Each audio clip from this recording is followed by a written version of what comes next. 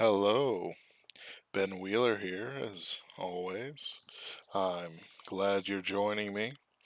I really hope you're having a wonderful Mother's Day. Honestly, Mother's Day completely slipped the mind. I wasn't thinking about it, honestly. But I did some nice things for my mom, post haste. But everyone else kind of has things to do, so I'll be doing my own thing. But that's alright. Suits me just fine. Just a second. Completely. There we go. Always have to check to make sure that always have to make sure that my sound's going out. So I'm going to talk about a bunch of stuff, I guess. I applied to a whole bunch of different, well, not really a whole bunch, but I applied to a video game review site, and we'll see how that turns out. Like, a lot of these things that are coming out these days, it's clear that they hate gamers. Like, it was clear in Gamergate days. It was clear a rather long time ago. Like, a lot of these things, like, aren't new. Like, there's a lot of wisdom in the phrase, there's nothing new under the sun. Because, I hit it, but it missed his friend. But honestly, it's you don't really understand it until you've lived it enough. Like when you're young, buck, you feel like you can write any, you can write anything, do anything, you know. And even if you don't really think that, cause you're wise, you still kind of do have a bunch of, um, a bunch of things to get knocked out of you. Like, it's not so much of a, um, it's not so much an experience thing or anything like that. It's kind of a will thing. Like you have to learn how to be led. Oh dear. This was a mistake to do the stream and do hard mode at the same time. So it's like once you learn how to be led, you can sort of like get a new lease on what you have to do. A lot of it is just kind of like submitting to random circumstance and happenstance. Like the more I get old, and I'm 30 now, 30 and a half, over 30 and a half. The more I realize is that like things are just gonna happen, and I'm gonna have to be okay with it. Like there's no oh, the angle. So like the angle for this, it shoots upward, but it looks like it's straight. Anyway, like I was talking to a guy, and I tell people, you just have to relax and give in to it. That may seem pretty strange, but it's like a legitimate piece of advice. Once you stop fighting what's going on, you kind of like start to get relaxed. You know what I mean? Like I might want to go to Vietnam later, teach a little English, do some writing. But if it doesn't happen, like my life doesn't change for the negative. Instead, it continues on as it has, and doesn't really affect anything. Like you know, like I've got a job. Like I could get a, I don't know, brain tumor that takes away my ability to write or something nonsensical like that. And it's like, oh, that's it. That's my writing career. It's just video games and whatever. But I have a pretty good job. Like I've got a job with advancement opportunities and managers who pretend anyway to like me. So it's like, what do I have to lose by pursuing the path I'm on? And it's a job that'll, like, when you know, I could work for 20 years and I'll get, like upper five figures, like six figures, lower six figures. Oh no. I should have paused there. I rubbed my eyes. Um,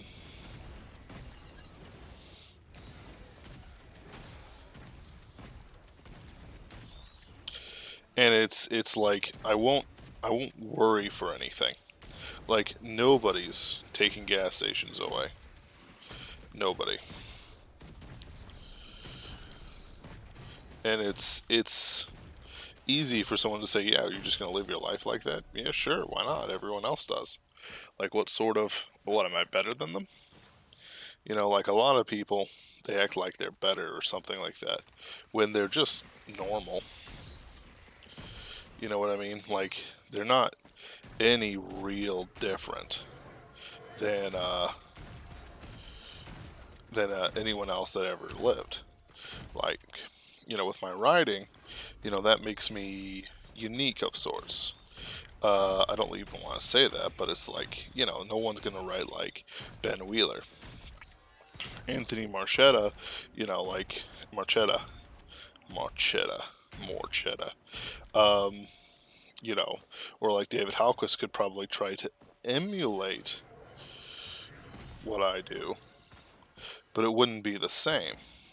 It'd be what they think my writing is like. I really need healing. Not what it actually is. I try to write like a sort of mix between John C. Wright and Robert E. Howard, which is kind of like a unique thing. You get like kind of the headiness of a Robert E. Howard, you know, piece with a John C. Wright, super big concept. That's like my platonic ideal of a story. Big, like sort of like big quality. Not that I'm saying John C. Wright is a terrible author or anything like that. It's just that, comparing him to Robert E. Howard, there's one, like Robert E. Howard has the better prose. That's all there is to it. Um, and it's like it's kind of like Ziggurat of the Ghost King, a story I wrote for Soul, like which I edited.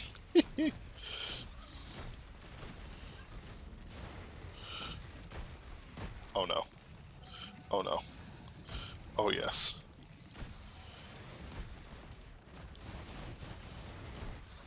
But it's like it has this respect, this aura to it that honestly isn't something I don't know how I'll ever be able to uh replicate properly. Oh my goodness. Oh no.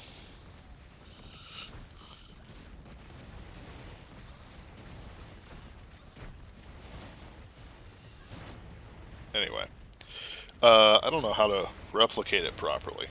Like it's something that I can hit on, like kind of like breathing. Like you take a breath, right? And I'll do it again. Excuse me.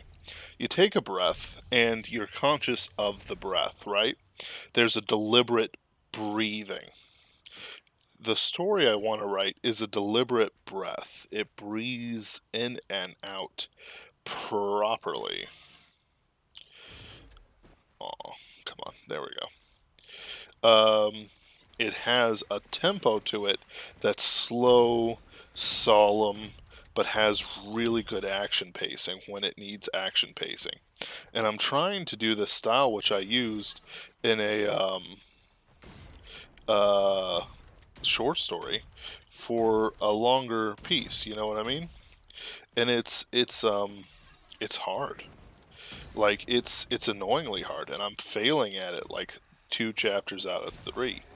Um, you know, and like when I hit it out of the park, oh, it's good. But I have to hit it out of the park first, and I'm honestly just not doing it as well as I could. I've got a motorcycle chase scene I kind of shoved in there that, if I'm being honest, I could probably skip, but I don't want to skip it because it's a motorcycle chase scene, and that's like inherently cool. Like motors, and like it lets me introduce a character I'm confident I could use to follow the rest of the story with, which is like one of the most important things with the story anyway. Like if no one cares about your story or characters or anything like that, there's no point. There's no point. Like nobody cares about Ron Weasley as much as they do Harry Potter, even though Ron Weasley is a main character. Now they care for Ron Weasley, but do you think anyone really cares for Neville Longbottom? Like, like maybe a couple people do. Maybe there's some maybe there's some long bottom I don't know what I'd call that group. Horrid people. Like, long bottom admirers that'll ride or die with them, but that's not. Oh, I'm tired. That's not the same thing. It's not the same thing at all, honestly.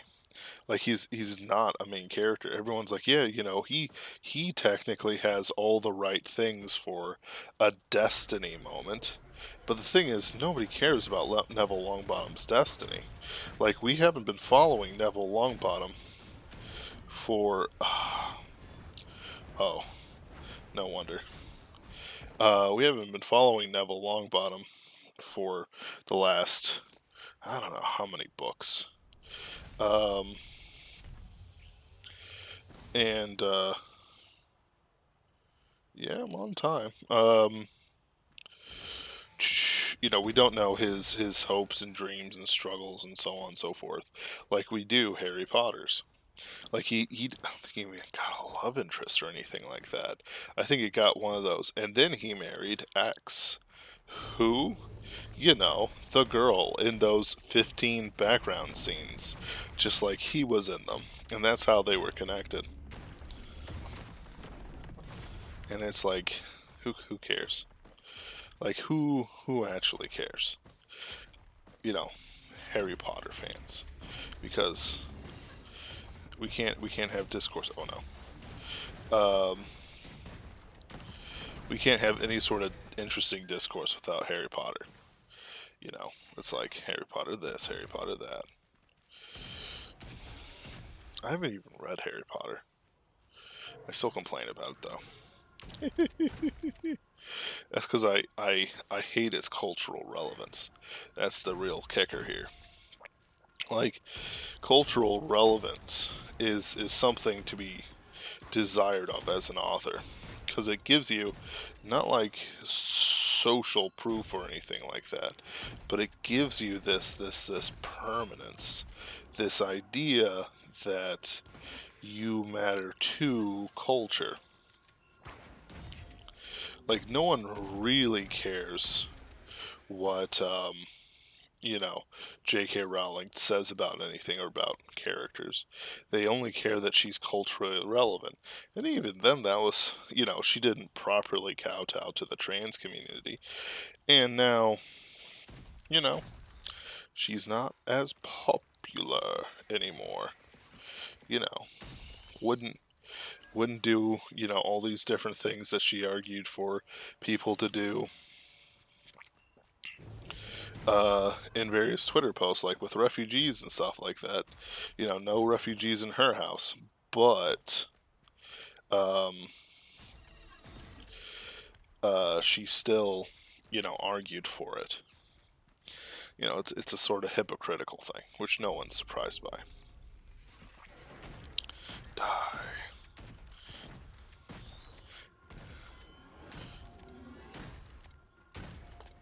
That was a satisfying 3 punch.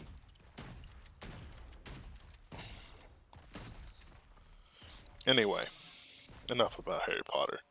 Like other cultural milestones, like one of the things that I've always kind of like hated is Patrick Rothfuss's "In the Name of the Wind." Not because I knew what it was about, because I didn't. You know, Patrick Rothfuss was and is a mystery to me. His books were always so large, and they were never science fiction, only fantasy, that I couldn't really be bothered with it.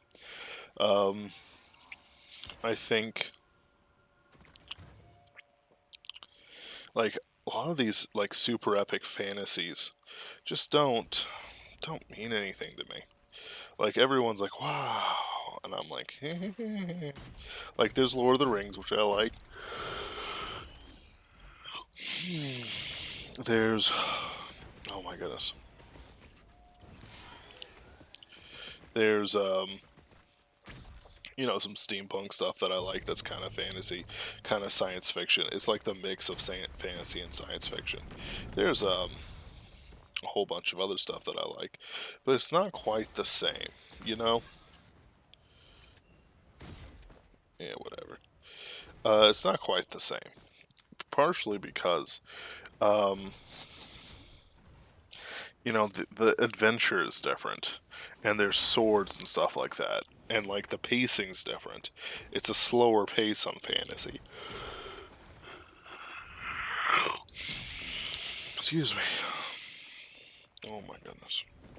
It's a slower pace on fantasy. It's a different tone. Um, you can have fantasy and science fiction, but you can't really do the same with uh, fantasy. Like some people like to do it. Oh no,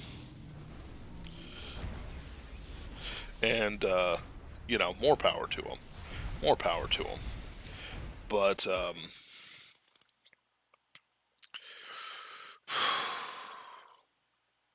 it doesn't feel right. Like the Dragon Riders of Pern were probably the only ones who did it somewhat properly.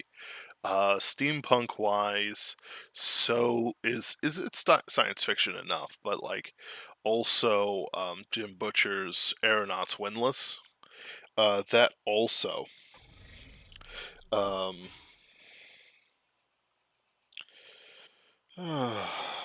excuse me.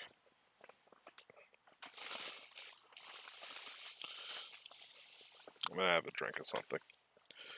Aeronaut Windless, but like both of those share a similar idea in that they're separated on a different planet. Because they're separated on a different planet. Excuse me.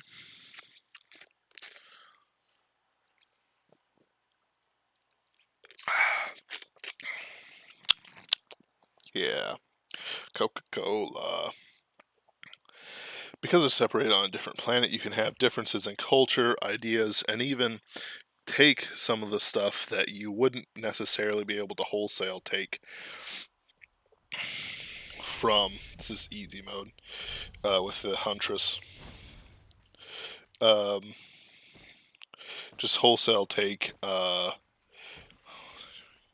like cultures and stuff like that. You can wholesale take cultures in a science fiction setting that you might not have been able to in a fantasy setting, like English. Like, what does it mean for the English to exist anywhere? Like, is it connected to the Isles? Is it blood? It's blood. The blood is the life. Um, but it allows you. It's like, yeah, we were from the colony ship Britannia. Uh, really? Yeah, how strange. We don't know where we're from. Oh, and I'm being facetious here. It's actually a pretty good trope. Um, like the one civilization colony ship. Like it makes sense. Like you're not going to go to war with yourself as easily as you would like with some dude. Like Winston isn't going to fight some dude named Charles without there being a bloody good reason for it. but they might fight a dude called Mbingu who, did some weird stuff uh, during a birth and now their baby's possessed or something. I don't know. Has an extra toe. Like, it doesn't matter. Like, the other is always going to be a powerful sort of thing. That oftentimes, even as much as like the left and stuff talk about it, they tend to ignore what it actually is. Like, the reason why the other might be not scary, that's a bad word for it, but difficult for um, another culture to comprehend is because of the implications of culture. It's like with like Hindu culture and stuff like that. The sati, where women burn themselves alive because their husbands are dead, and they must join him in the afterlife. And a thousand other little things like that. Like that isn't tolerated in proper Christian English society, or even like pagan English society. Like that didn't there was a certain they're not progressive. That's not what it is. But there's a certain je ne sais quoi with English women, especially with like what's her name, Boudica and others, like as well as a bunch of like sort of Irish warlord asses. Never really fought. No one ever expected them to fight. But they show up swearing bloody vengeance because somebody murdered their husband, and everyone takes them seriously.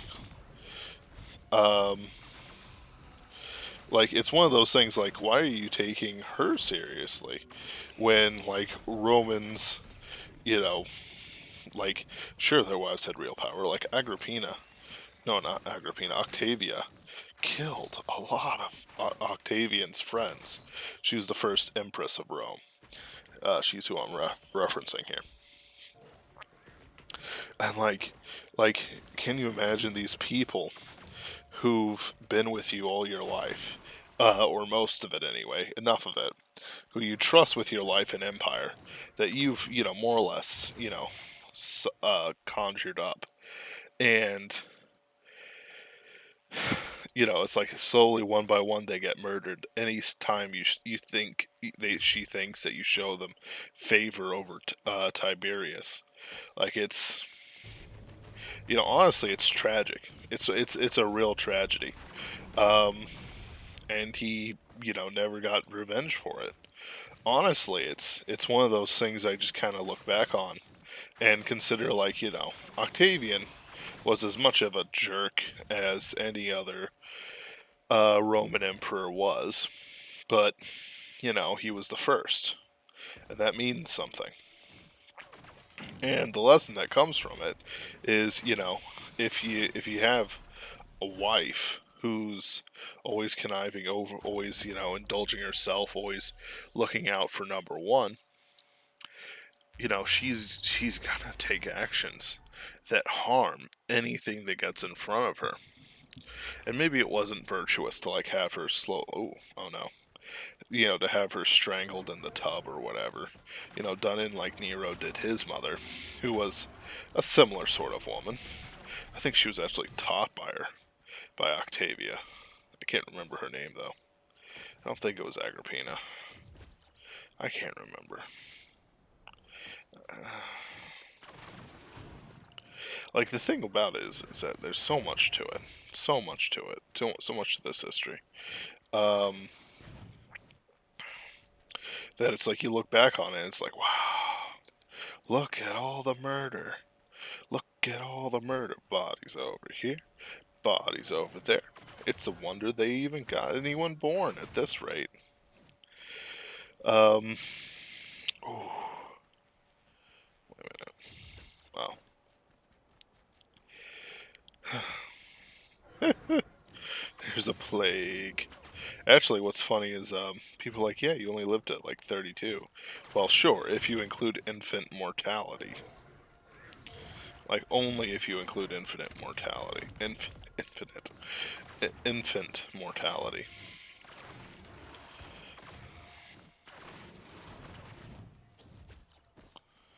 Yeah.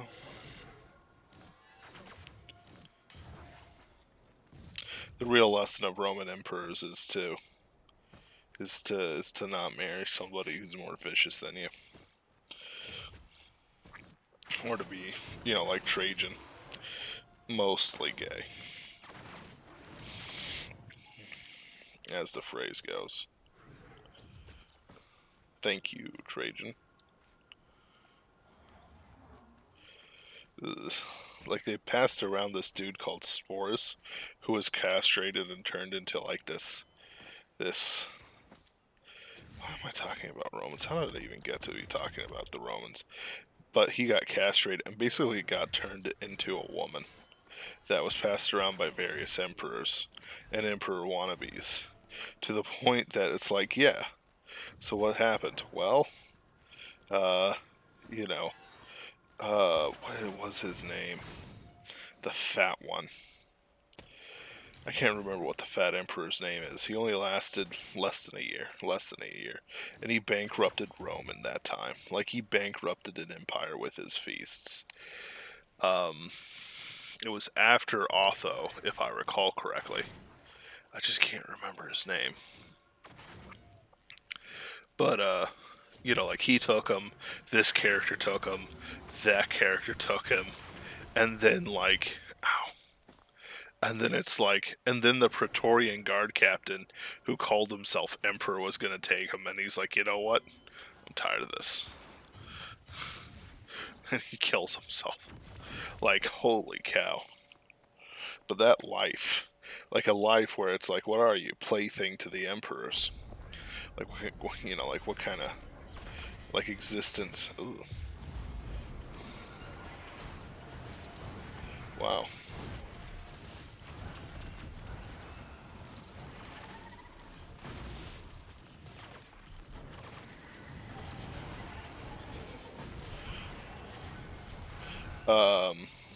Like, what kind of life is that? That you go, yeah. Well, I was passed around by Domitian. No, not Domitian. I can't remember the names. I was passed around by the Severans, and I passed around. No, not the Severans. I was passed around by, like, Nero, and I was passed around by, this. Yeah, it was Sporus, Nero's weird concubine. I feel so sorry for him, though. And I was passed around by this, and I was passed around by that, and then the filthy Praetorian Guard tried for it, and I was like, nope, one too far.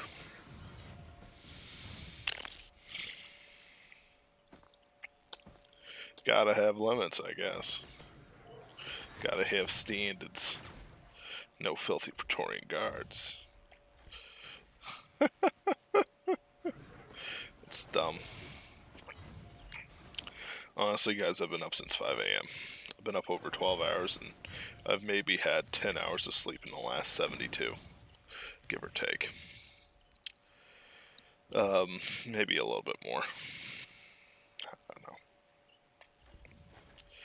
But it's, alright, let's do it. But, there's a lot to it. Oh.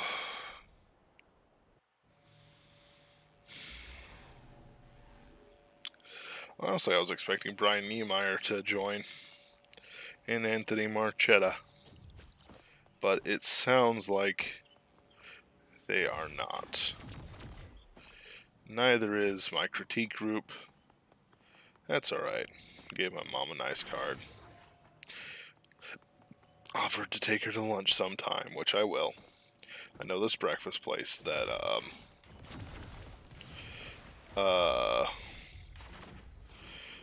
does a really good breakfast place, okay?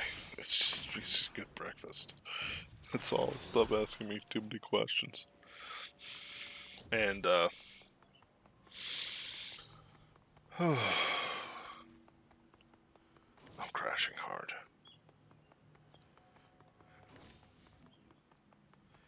And, you know, it'll be nice. You know, when you have a good mother, it's fantastic. A lot of time I, like, see stuff and it's like, you know, like, how is this a healthy mother-son relationship? It's like, yeah, you know, I swear at my kids, and they swear right back at me, and I'm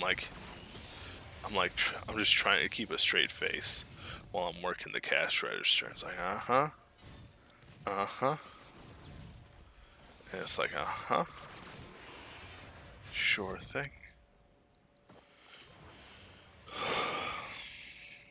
Yeah, nothing really around here in this one.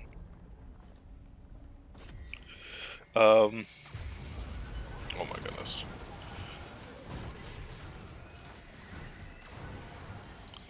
You can aim and hit the grove tenders. Huh. I don't know if you noticed this stream, but you can aim at and hit the wisps. I didn't know they even had their own health pool.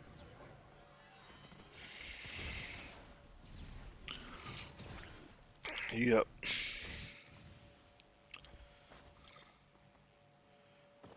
Alright, come on. A bunch of people died. There it is.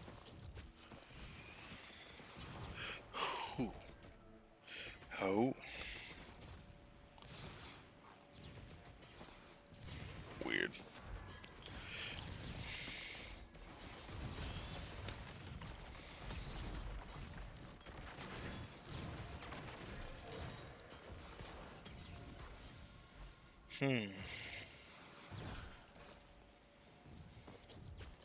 It's kind of like it's this sort of like dastard's choice.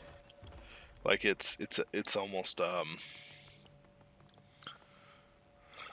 question of courage for some of this stuff, like the whole like plague, the despair stuff. Like we're seeing a little bit of like an uptick in suicide, especially among men, with the jobs gone, and it's like, was Rome made in similar circumstances? And if so, like, how did they overcome it? Well,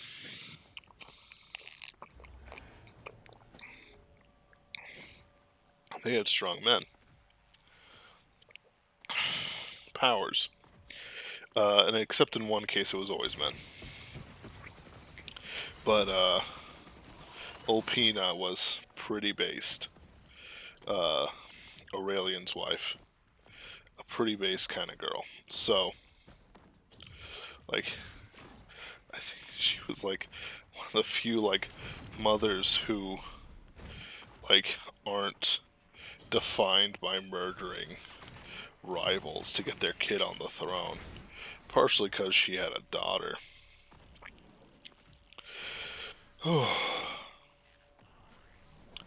But also because you know, it doesn't seem like she cared. Like she only cared about Aurelian and um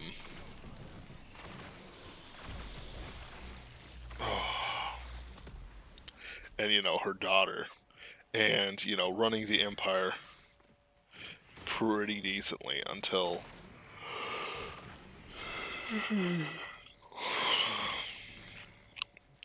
an emperor came back, which one did with Probus. That it kind of just sort of like, I don't know, it's a breath of fresh air. That's what it is. Like mechanically, it's a breath of fresh air. It's a nice, sweet, like realization that not everything's going to be horror. You know, like board and storm, tactics, just like desperately, trying to fend off like an alien menace or something like that, and from Galaxy's Edge, and just, you know, like, I don't know, like it's just nice.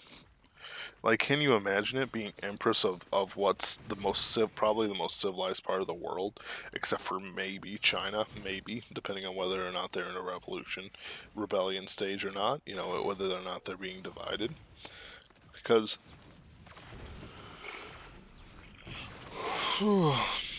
as everyone knows, the Middle Kingdom being divided must coalesce, and coalesce must divide it. Must divide. Like, I don't really understand that, Oh, but hello. How's it going, Anthony? okay. Hi, hey Ben. So, hi, I'm Anthony. I am the Superversive writer at Castalia House and the editor at God Robot. Uh, I was late due to a Mother's Day meal. I was going to have it with my family, and my brother came home late. Sorry, everyone. I also thought today we were talking with Brian, but I was Brian Niemeyer, but I apparently got the day wrong or something. No, he was incommunicado with me. Um, Ah, I see. Okay. That's fine. Honestly, I feel better about because I would have felt worse if I were jumping in the middle of a discussion with Brian. no, that's fine. Like here's the thing about the live streams. Like, I'm trying to bring in more people in, so it's not just me. After a 5 a.m. to 2:30, 5:30 to 2:30, which is 9 hours for anyone counting, like shift on my feet for 9 hours, no sitting down ever. Uh, just rambling into the microphone about ancient empires for no reason. I'm not even sure why I got on the concept. Okay. So I Yeah. was I was. no, I was talking about bad mothers. Then I got to Octavia, wife of Octavian, who murdered almost no all. She murdered basically all of Octavian's friends just so that Tiberius would get to the Caesar throne. Augustus Octavian. What? Caesar Augustus Octavian. Yep. His wife was called Oh, okay. Octavia, right? I think so. That I don't know, but I could look it up. Don't worry about it. Don't look it up. Um, I don't care. Uh, Point is I was talking about bad mothers, and I don't know why. I can't even. As soon as I hear bad mothers, my first thought's Raggio. Right.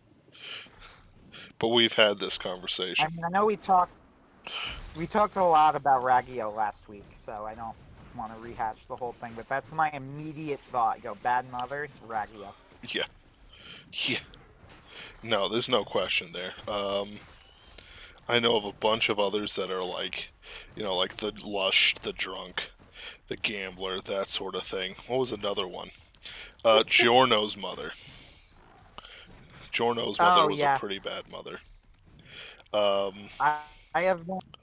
Here's an interesting example where it's not necessarily bad, but also not good. I have been rewatching because I found the dub and I didn't realize that the dub was up on the Funimation app. Toradora, uh, we, Ryuji's mother in Toradora, her name Yasuko. yeah, She's a she's a pretty interesting character. She's hilarious.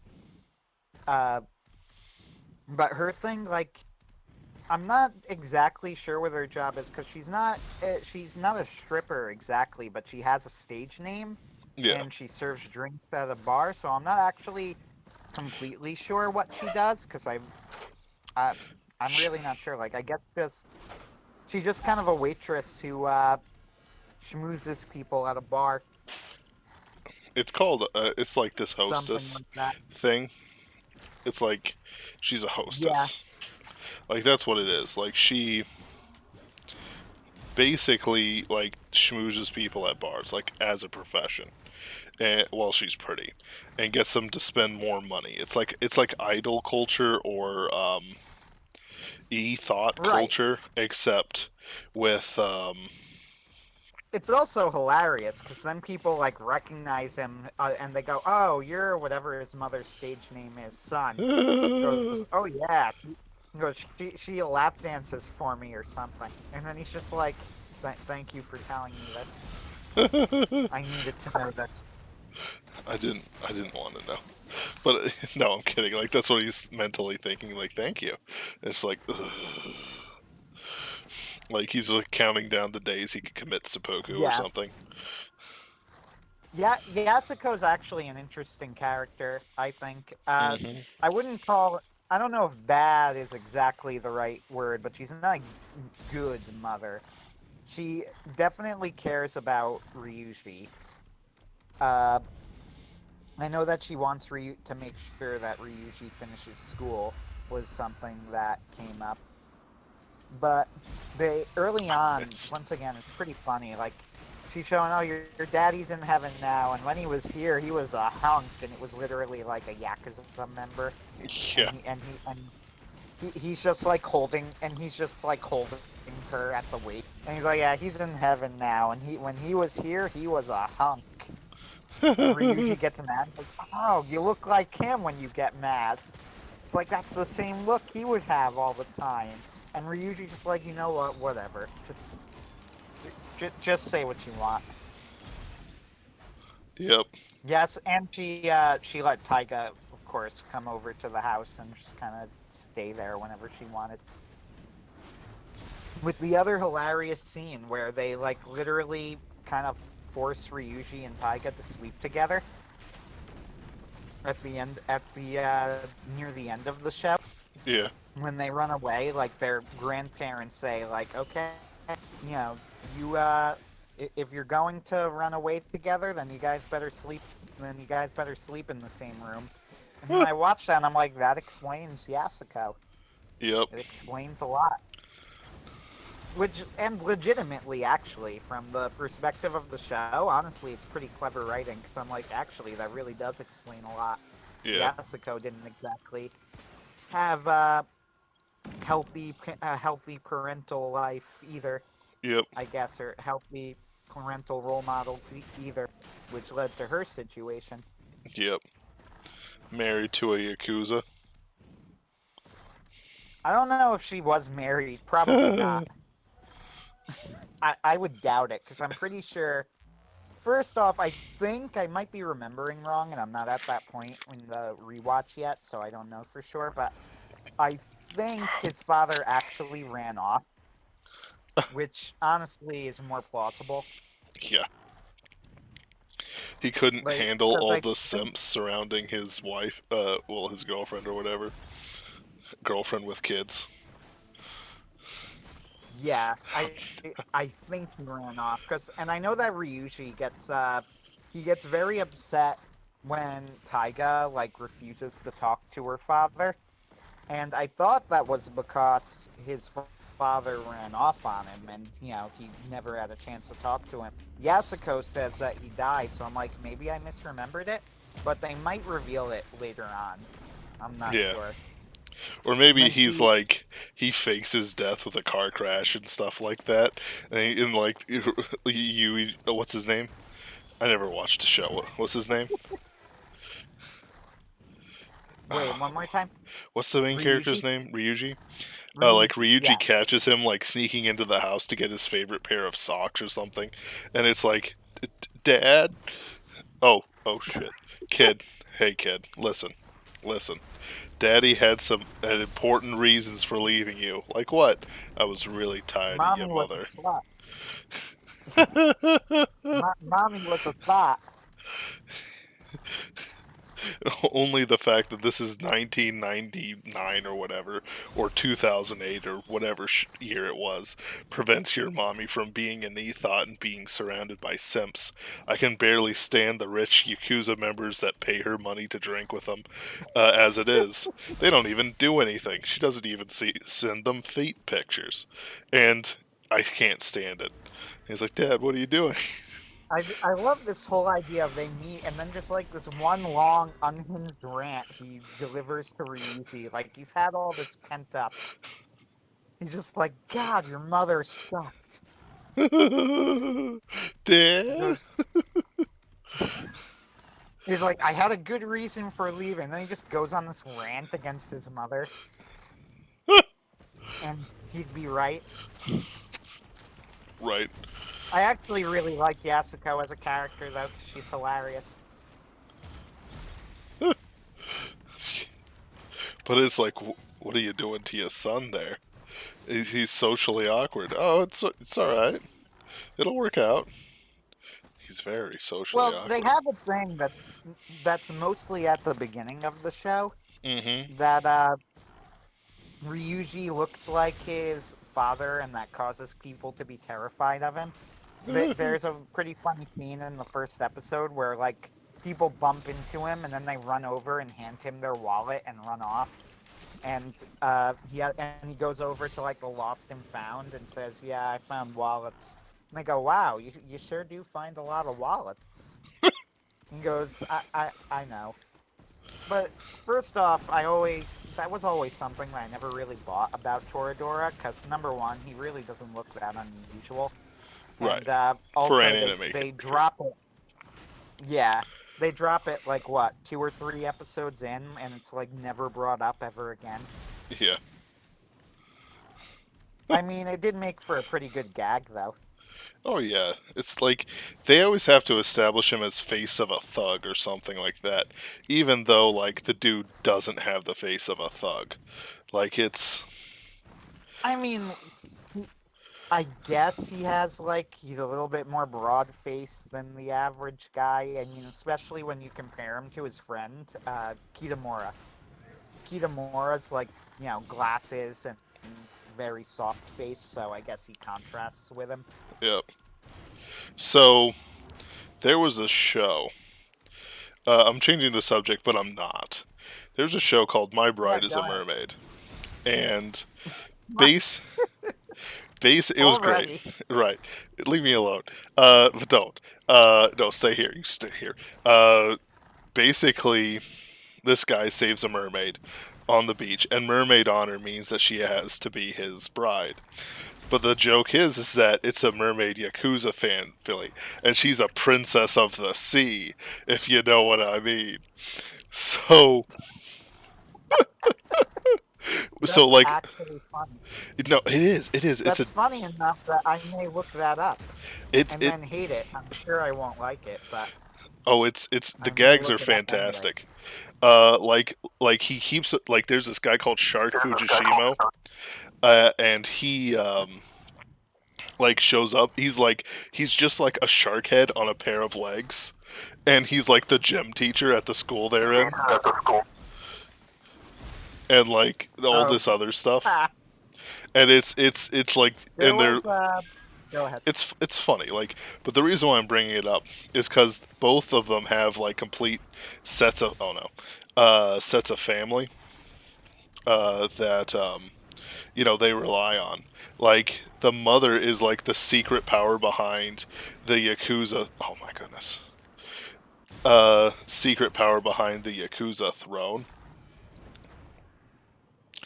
and so like she's like her dad. Like the dad's real. Oh my goodness. The dad's real ferocious, but the wife is like the cunning one.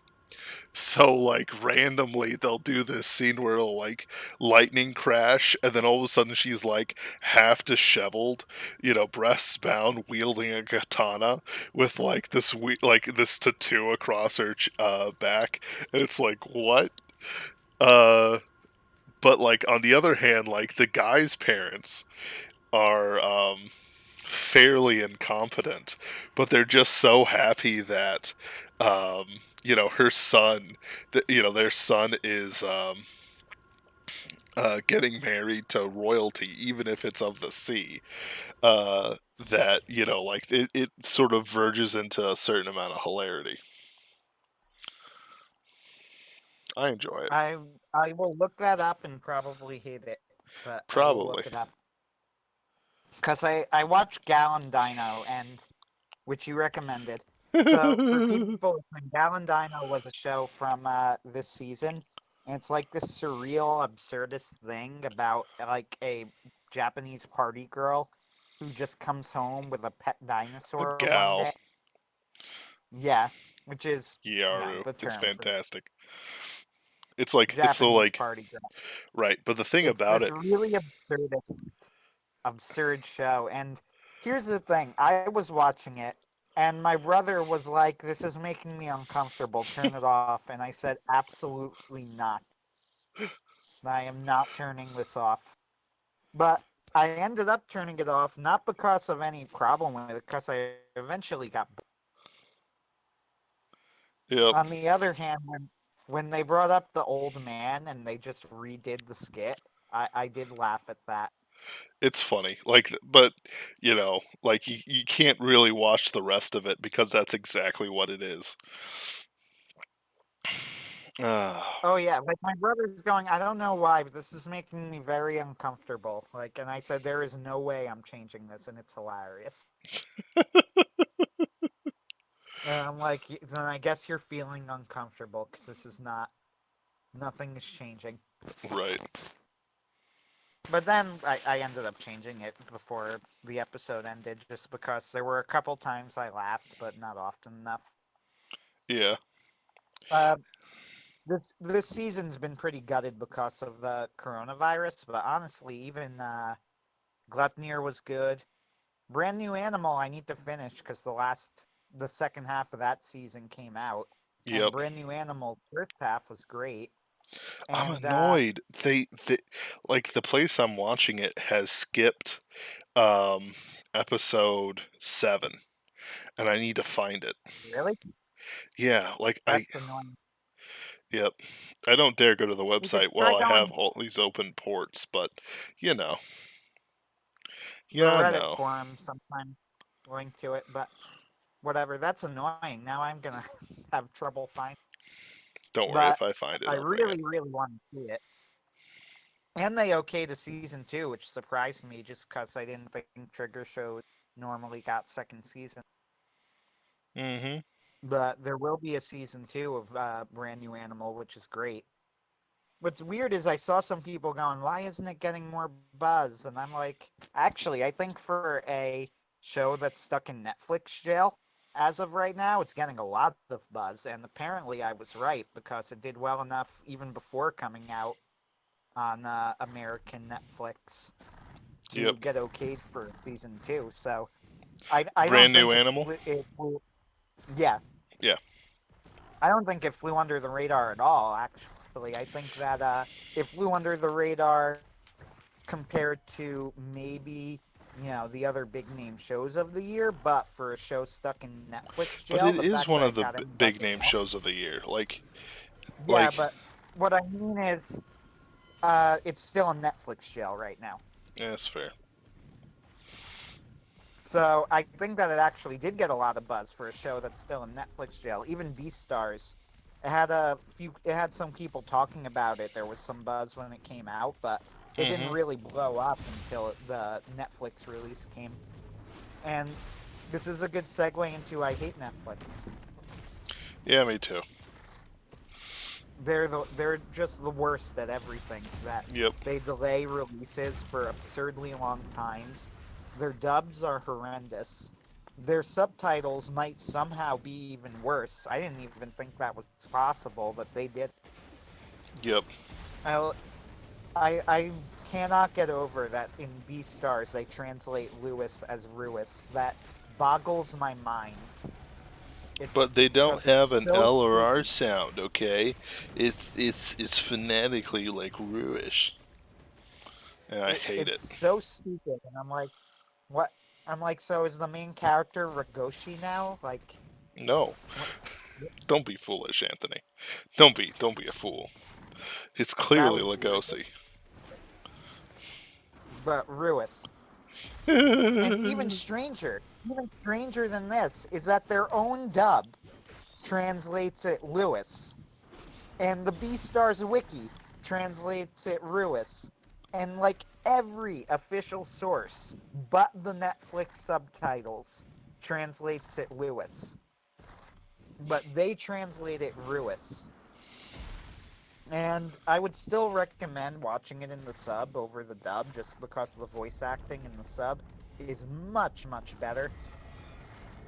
Yeah. Honestly, the Beastars dub is one of the worst I've heard in a while. I was actually shocked at how bad it What? was. Beastars? Oh yeah, they were terrible. What? No. Compared to what? Hold The on, one, something's. Oh no, that's not me. Sorry, there was a sound in the background. Um. yeah, Anyway, the Beastars dub was terrible. no, it wasn't. No, because you liked Toru, but you hated everybody else. Everyone else was I know your game. medium to bad. What? What did you say? I know your game. You just Oh, like okay. the actress who played Haru. Oh, I absolutely love the actress who played Haru. Like, I mean, absolute she was favorite. good, but she didn't fit the character at all. Haru was supposed to be a thought. She didn't sound like a thought. She She sounded sounded like a like a book. thought. She sounded bookish. No. It was weird. Like, that's I bookish? mean, she was good. Deep, breathy? She could act. Nonsense. Mm, Just a second. she could act. I mean, like I have no complaints on the performance. Uh, Lewis was terrible. He was Yeah. terrible. It wasn't the Lugosi was best. meh. Lugosi was meh. I've heard worse. I've heard better. Yeah, I dig Uh, it. Bill wasn't bad. I Yeah, guess he was fine. I mean, but It Bill was isn't. just all these mediocre Yeah. performances. Honestly, it's one of those things that, like, if I'm ever given the opportunity to have, like, a wider than normal, um, wider than what I have now, like, thing, it's like, I want excellence in dubs. Like, there's no, like, I dig it. You want to do it cheaply because anime doesn't really make money. But it's like Crunchyroll has enough money to make their own shows. And they can't, like, get a good dub cast together. They can't even beat, like, Well, Rooster Teeth or whatever. And Rooster Teeth is, as far as I'm concerned, the standard.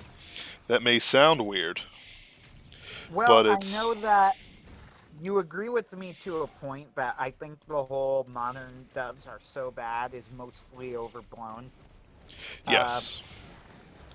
Like, I definitely do think that. However, I will say this: in Somali and the Forest Spirit, the final scene of Somali and the Forest Spirit is like this huge tearjerker scene, and it is, by the way.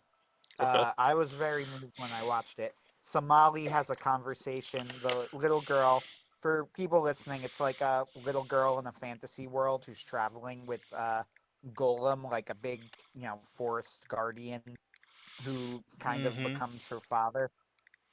So that's the background for this, and they're having their big, I guess climactic conversation at the end of the show. They're confronting each other, and it's this really emotional, moving scene.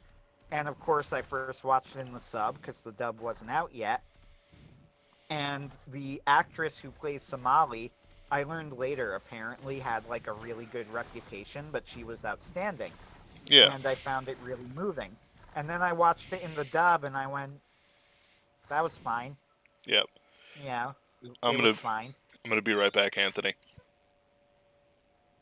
Go ahead. Now I get to talk on my own. So the Somali and the Forest Spirit show is a good example of where voice acting is actually important to carry the emotion of a scene. Since Somali and the Forest Spirit depended so much on those character relationships, having good voice actors was something that was really a necessity. And I really don't hate a lot. I know that people are kind of supposed to hate a lot of the modern dubs, and honestly, for the most part, I really don't. I don't give money to Funimation because Funimation screwed over Vic Mignogna. Plus, their service is just really bad anyway, Yep. and there are a bunch of SJWs there. Which is So I such a don't. pity because it's like, I don't give money to them. yeah. I mean, neither do I. But Oh, I would pay them. Like, it's a shame because I absolutely, like, I was willing to give them money to make dubs, and then it turned out they were SJWs, and it's like you legitimately, for once I could say you legitimately lost a customer because I would have paid money, yep. and now I won't. I mean, like, I've done Verve before and stuff like that. Like, it's like with the Vic stuff. It's like, ugh. it's very I still use cringy. it. I free trials, so I don't pay a cent. Hmm. And now you've joined the seven seas of piracy. Yar har har har har har. For Yar. brand new animal, I'll do it. I'll do Okay, it for brand new animal. you'll do Some it for modern brand new dubs though are animal. good. Oh yeah, some of them are great. Some modern dubs are very good. My Hero Academia has a great dub. Yep. In some actors are better than the sub. I think that Justin Briner, who by the way is also an SJW, unfortunately, Justin Briner's Deku I actually prefer, and I think I'm in this case the consensus. Yep. Like Uh, the I JoJo thought he dubs was are always better than. strong. One more time. The JoJo dubs are always strong. The JoJo dubs are always strong, but the thing about the JoJo dubs is that honestly they're so I feel like they're so over the top. It's almost a waste not to listen to them in Japanese, if Yeah. that makes sense. Yeah. But you're right that they're not bad. Uh, I've heard that 2008 was supposedly the year that dubs just turned awful, which I don't, I just haven't seen it. Uh, like Like they Magi weren't is often one of, before. yeah, really, but I get that though, because the 90s dubs are generally very well remembered, like the big shonen 90s dubs, Yeah. like Dragon Ball and Yu Yu Hakusho, and Cowboy Bebop for that matter, so I kind of get what they're saying, but at And the the same Four time, Kids like, One Piece. the masterpiece that is the Four Kids One Piece, Yep. the, Honestly, like, the genius. yep. So what's funny about that is like the voice actors actually tried their best. It's the animations that got changed all the time. So like that's what It's people that, remember. yeah. But the show, like Magi the Labyrinth of Magic and Magi Kingdom of Magic Season 2, for example, that came out in 2013. Hmm. So this is past the 2008 marker, so you could call it a modern dub. I love the dub of Magi. I actually think it's great. Uh, The the Kill a Kill voice dub actor was who pretty good plays too. Kill a Kill dub was not bad. I watched it mostly in sub, but I watched like one episode in the dub, and it was pretty good. Uh, Magi Of course, Magi cast Johnny Youngbosch in season 2, who is probably, now that Vic is out of the game, probably the best working male voice actor. See, I don't know. Like, Yeah. what was the name of the guy um who did Diavolo and Overhaul? Goff, Yeah, I think. Can't honestly, remember his first name. I Kellen Goff, maybe? hold on a second, I'll get him. But you're right.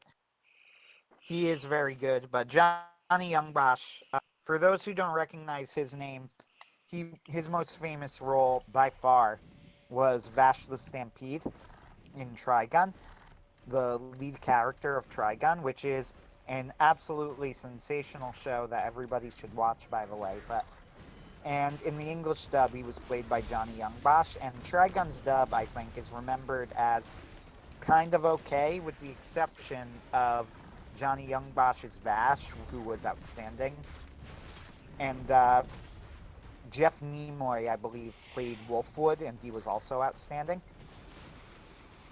Interestingly, Jeff Nimoy was replaced in the Trigun movie Badlands Rumble with a completely different actor, and I could not tell the difference, so take that as you will. But Johnny Youngbosch, I feel like, would be irreplaceable as Vash and what he did with the role. And they got him for season 2 of Maki as a major role. He played Titus, who was Titus. a, yep, Titus. Titus. Titus, and they pronounced it Titus. Ha ha ha. It's hilarious. Shut up. Titus. They pronounced it Titus, which was a very moving arc in Magi. John just wrote like an article on Magi, and I was going back and forth with him in the John C. Wright for people listening. Just wrote a thing on Magi, and I was going back and forth with him in the comments because I'm like, I don't know. I think you're giving it a bad rap. I don't think that. your take on it was correct. And it's all honestly, it's always good when somebody who I respect disagrees with me because that way, if I still disagree with them, it forces me to think, do I have a good reason to believe this, or is it just my emotional attachment to it? Yep. And I think I have a good reason to think that Magi is actually a good show. Uh, with that said, John wrote a pretty good review of it, so for an alternate take, I guess, than mine, since I really liked it, then you could look at John's review on his website. But yeah, the Magi dub is excellent. The My Hero Academia dub is great. There was something else. Toradora's dub, though, that might have been. I don't know when that came out, actually. But the Toradora dub is very, very. I'm really enjoying that. Yeah. What other. I thought Clanad's dub was horrendous, though. Aw, I liked it. I hated it. I I don't know why either. Like there was just something about the one of the like there was one scene, I think it was in Clanad After Story, so Oh, season good. 2. There was one scene where they were like, I don't know, fighting a soccer team or whatever, and the actors who played the soccer team were so cartoonishly bad that I was just like, this is so stupid. It Yes. just looked so dumb. The only thing I can Cause give you is a Clanad, Chad yes. cause Clanad's not that great. Yeah, you're right. But I enjoyed it. I give Clanad's actually an interesting show to talk about because Clanad is a show that is very, very good at the very, very specific thing it is trying to do. Mm-hmm. Like, Clanad is trying to appeal to the very specific audience of, like, teenagers who, feel misunderstood and desire a relationship and family, which is interesting because it's not always the same as, like, those otaku harem stories or whatever. It is Mm-hmm. not about teenagers who want a harem necessarily. It is about teenagers who want devotion from a single person who will support them through thick and thin and then develop, and then it, takes you on that emotional And then dies journey. tragically And of a mysterious, uncurable disease. yeah, like seriously, exactly. And the whole thing is it is like hyper honestly, it's kind of genius actually how hyper focused it is to appealing to that very specific demographic. I feel like for a certain person, you would, a certain age and a certain personality would adore Clanad, and that's turned out to be the case. Clanad's like considered a minor classic. Yeah. And I see it. Like I don't think it's that great, but on the other hand, I see why people would love it. Yep. It makes sense to me that people would connect with it. I mean, As far as romances in anime go, I really only like three. One is Toradora, which is the best. One is Escaflowne, which is really a mech show, which is why it's Vision of Escaflowne. yeah. And the third is Kaguya-sama, which is also a comedy like Toradora, and pretty funny. So Straight romances, it's really only Escaflowne. like Escaflowne is like multiple things of romance. There's there's romance between the main character and the girl and whatever else. Then there's nightly romance. And then there's like the romance of like uber fantasy. Like it's a multi-tiered show. I need to watch it. I've only You seen really do. Escaflowne is a great show. it was like this was I back in mean, it came out like back when like it wasn't the satanic late panic. 80s, early 90s. It No, was like late 80s or early 90s. it was kind of It later was it was kind of later 90s. But not like really, I thought it was 1990. It wasn't for like some reason. 1999 or whatever. It was like 1996 ish. I thought it was early than that, but I don't know. I Well, could when it believe came out that. in Japan, but not when it like aired on Channel 11. That's what I'm counting. Googling visual. Yeah, 1996. Well, there you go. For what, Escaflowne? You got it wrong. Vision of Escaflowne. Vision of Escaflowne is another show with an outstanding dub. It has a really, really great dub. I think Johnny Youngbash again, actually. Uh, it has a really great dub, and of course, it has an incredible soundtrack because it's Yoko Kanno, who, for Mm-hmm. those who don't know, is the person behind the Cowboy Bebop soundtrack, which to this day is the best soundtrack in anything I have ever heard. So the soundtrack is amazing, the OP is amazing. It's just a really solid show. Production values are all very good. Uh, the plot's kind of a mess, but it's also like, who cares? Yeah. It's almost not the point Yeah. because my sister said she was taken out of the story because why are mechs in a medieval fantasy world? And I said because it's awesome, Yeah. which Like, is the proper answer. don't you think knights wouldn't ride the mechs? No, they'd ride the mechs. Like, nobody would Exactly. resist riding the mechs. And that really is the answer. Like, why are knights riding mechs? Because it's awesome. I don't understand the question. I don't get it. What's the problem here? It also has a pretty good monster girl. It has a Ooh. solid cat girl. Ooh. I mean, that's like the plain vanilla at this point, but ooh. It is the plain vanilla, but it's a solid cat girl. Uh, You know, Honestly, my favorite of like the monster girl varieties, and I am not a connoisseur as you are, mm. but I love Yu Yu Hakusho, the fox girl who does the Dark Tournament, So it's like, because it's she's like, the Ben, last. how deep are you into it? How deep are you into it to be a connoisseur? Oh, I know, Yeah, too deep. too deep. You need to claw your way out, but you can't do it. You're in too deep. I am in too deep.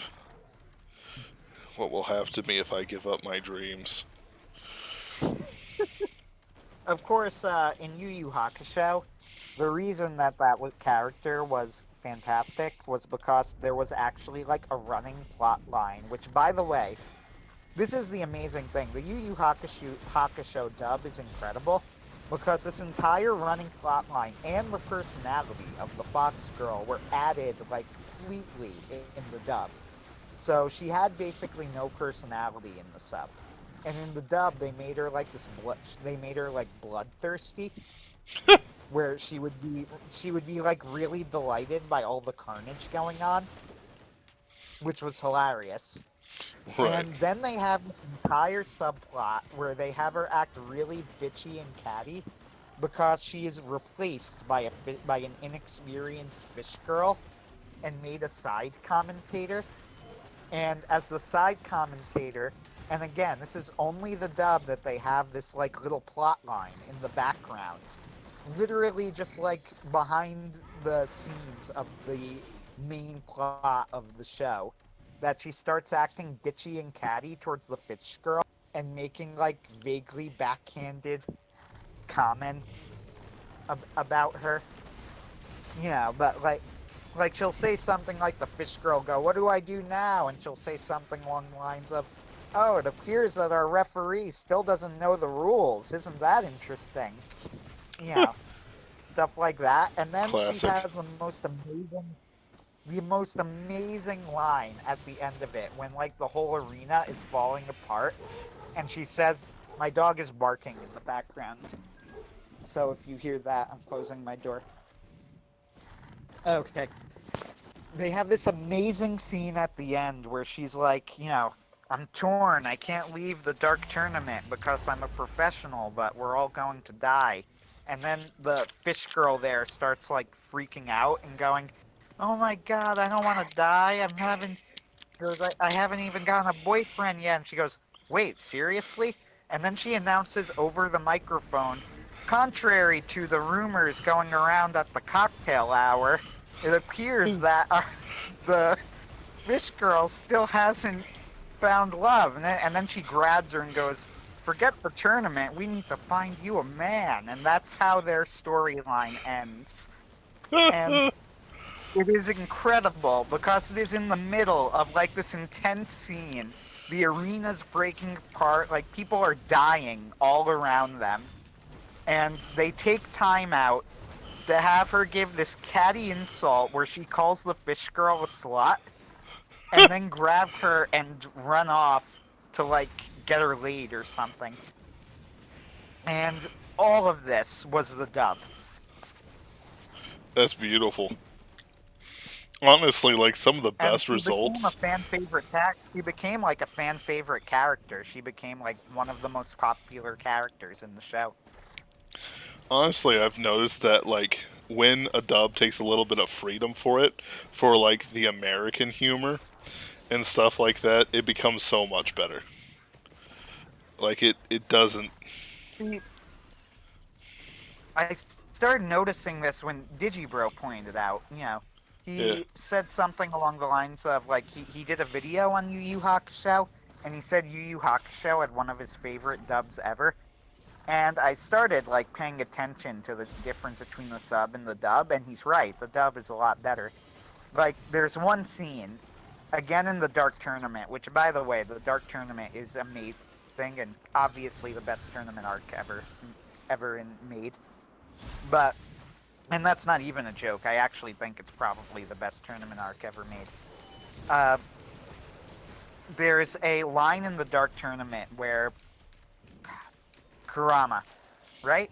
No, I, had a, the redheaded one, the fox person. I, Kurama's the baby guy, the fox person. I never watched the show, dude. Oh no. Well, Nope. there's somebody. He's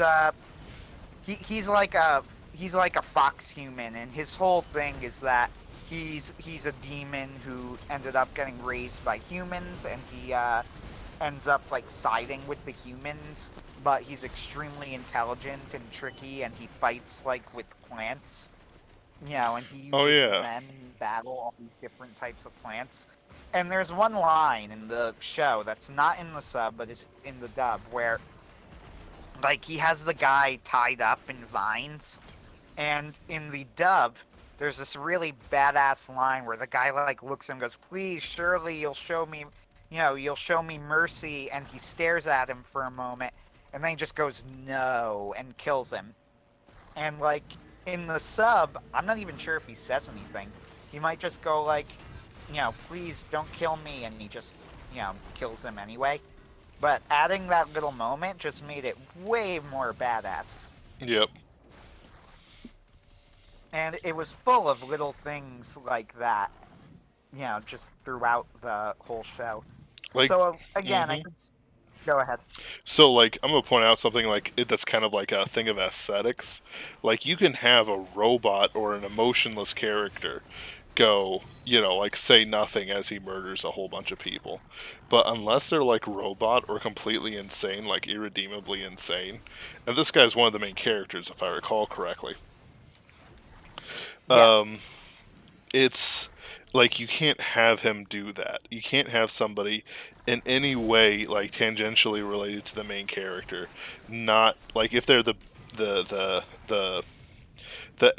edgy like badass character who joins the group, like you can't have them not react because otherwise you don't know what like the baseline of reactivity is. As weird as it is to say, like if you have somebody who's like, from Galaxy's Edge, a savage, like crazy and hopped up on stims and not even viewing reality right because they're viewing it all through like a video game lens, like you can have them say nothing. But if it's like a personal one-on-one fight and it's a main character, nope. You have to have somebody say something, even if it's just no. I mean, look, I will say that in Japanese, the scene definitely worked. Like, there wasn't really a problem with it. It was just much, much cooler with the dub and hearing him do that. hmm It also may or may not have been out of character. Uh, because he actually was more merciful. Although, see, what had happened in the scene was that somebody had threatened his family, I believe, if I'm remembering it correctly, and were just like beating up on him because they said, now you can't fight back, haha, that whole thing. Yeah. And then Kurama, it is Kurama, by the way, because I just pulled up the name of the characters to make sure. So, and then Kurama just, starts beating into him, and then he says, like, yeah, I've taken care of that, and then he goes, and also you should learn something. If you only have one trick, then you know, as soon as that's figured out, then you're toast. And he goes, so that's your own mistake. You were a one trick pony, and it wasn't even a good one. So goodbye. Oof. Was pretty. It was a pretty great scene. If you haven't seen Yu Yu Hakusho, you really, really should, especially through the Dark Tournament arc. Mm. Dark Tournament is an absolutely amazing tournament arc. I think Yu Yu Hakusho personally is better than Hunter x Hunter. I'm definitely in the minority because people adore Hunter x Hunter. People are like over the moon about Hunter x Hunter, and not totally undeservedly, but I prefer Yu Yu Hakusho because I think that it's, I don't know, better structured, I guess, better pace than Hunter x Hunter is. If Yeah. Hunter x Hunter has a fatal flaw, it's the pacing. Yeah, I could see that. Like the Chimerica Antark deserves like most of the praise it gets, but it's still Yeah, like there's still all sorts of issues with like length and stuff like that. Like if you want to get caught up to the Dark Continent arc, which they're in now, like you have yeah. to go through like several hundred chapters. Like some of it's great, some of it is just walking. Like isn't well, it just isn't There's as not much action to packed it. as you expect. Like in there's good characterization, but it's not like that's not what kind of like drives the story. Like what you Right. want is like purpose through it all, and while it's still pretty purposeful, it's just not it's not the same. Oh my goodness. Hunter, yeah. I have a real love-hate relationship with Hunter x Hunter. Uh, Look, I will say the climax of the Chimera Ant arc, like even I had to admit, and I wasn't, loving the show at the time, but I have to admit the climax of the Chimera Ant arc was as good as promised. And it Yeah. was like really hyped up to me. Like people were going, and I was actually starting to get skeptical that it was going to be as good as promised because how hyped it was, but no, it really legitimately was as good as everybody said it would be. The Chimera Ant arc is masterfully done. Mm-hmm. Like it's done well enough that it's done well enough that I would take notes on all of the ingenious little character pieces that he did well in that arc, all of the moments, the setup that he did to make that whole arc work. It was an incredibly impressive achievement. And the anime really did it justice too. The soundtrack is what I remember in the anime, how they had all these violins going in the soundtrack to the Chimera Ant arc, which was really interesting. And yeah, so much of it was so good. The whole fight, Netero versus Meruem fight, was unbelievable. When Gon kills Pitao was an unbelievable moment. So I will tell people, if you're interested in watching Hunter x Hunter, watch it. Definitely watch it. It is worth watching. I wouldn't even skip anything, really. I don't think anything is skippable. Uh, I think it's all worth watching. But there are two great arcs, and the great arcs are the York New City arc and the Chimera Ant arc. The other arcs range from, decent to pretty good.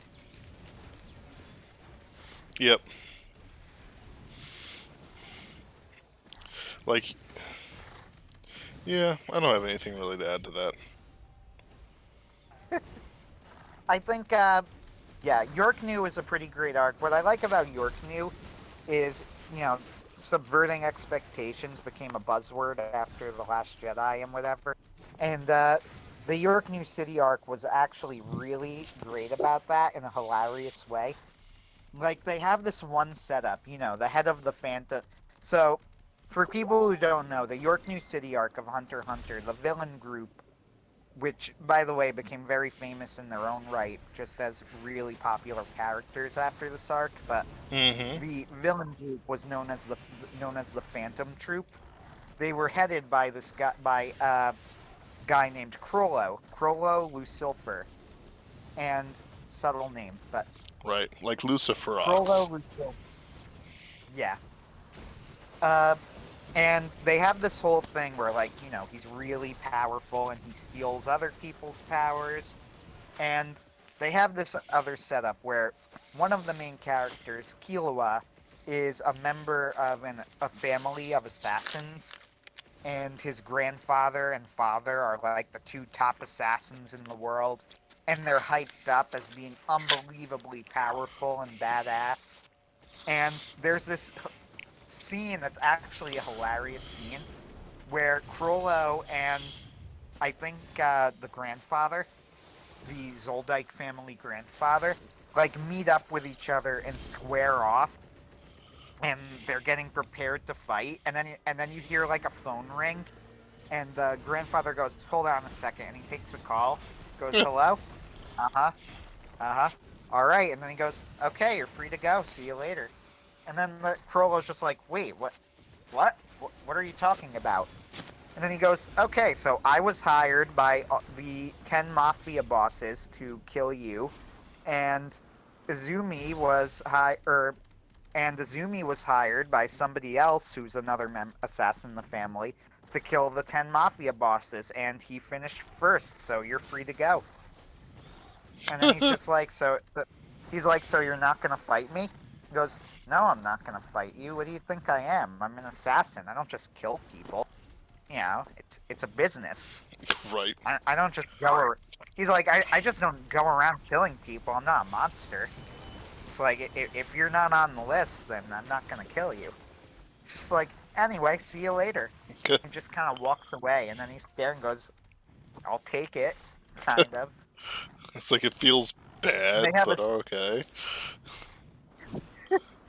and they have like a similar scene with him later in the Chimera Ant arc. Actually, like, I think he's just trying to leave.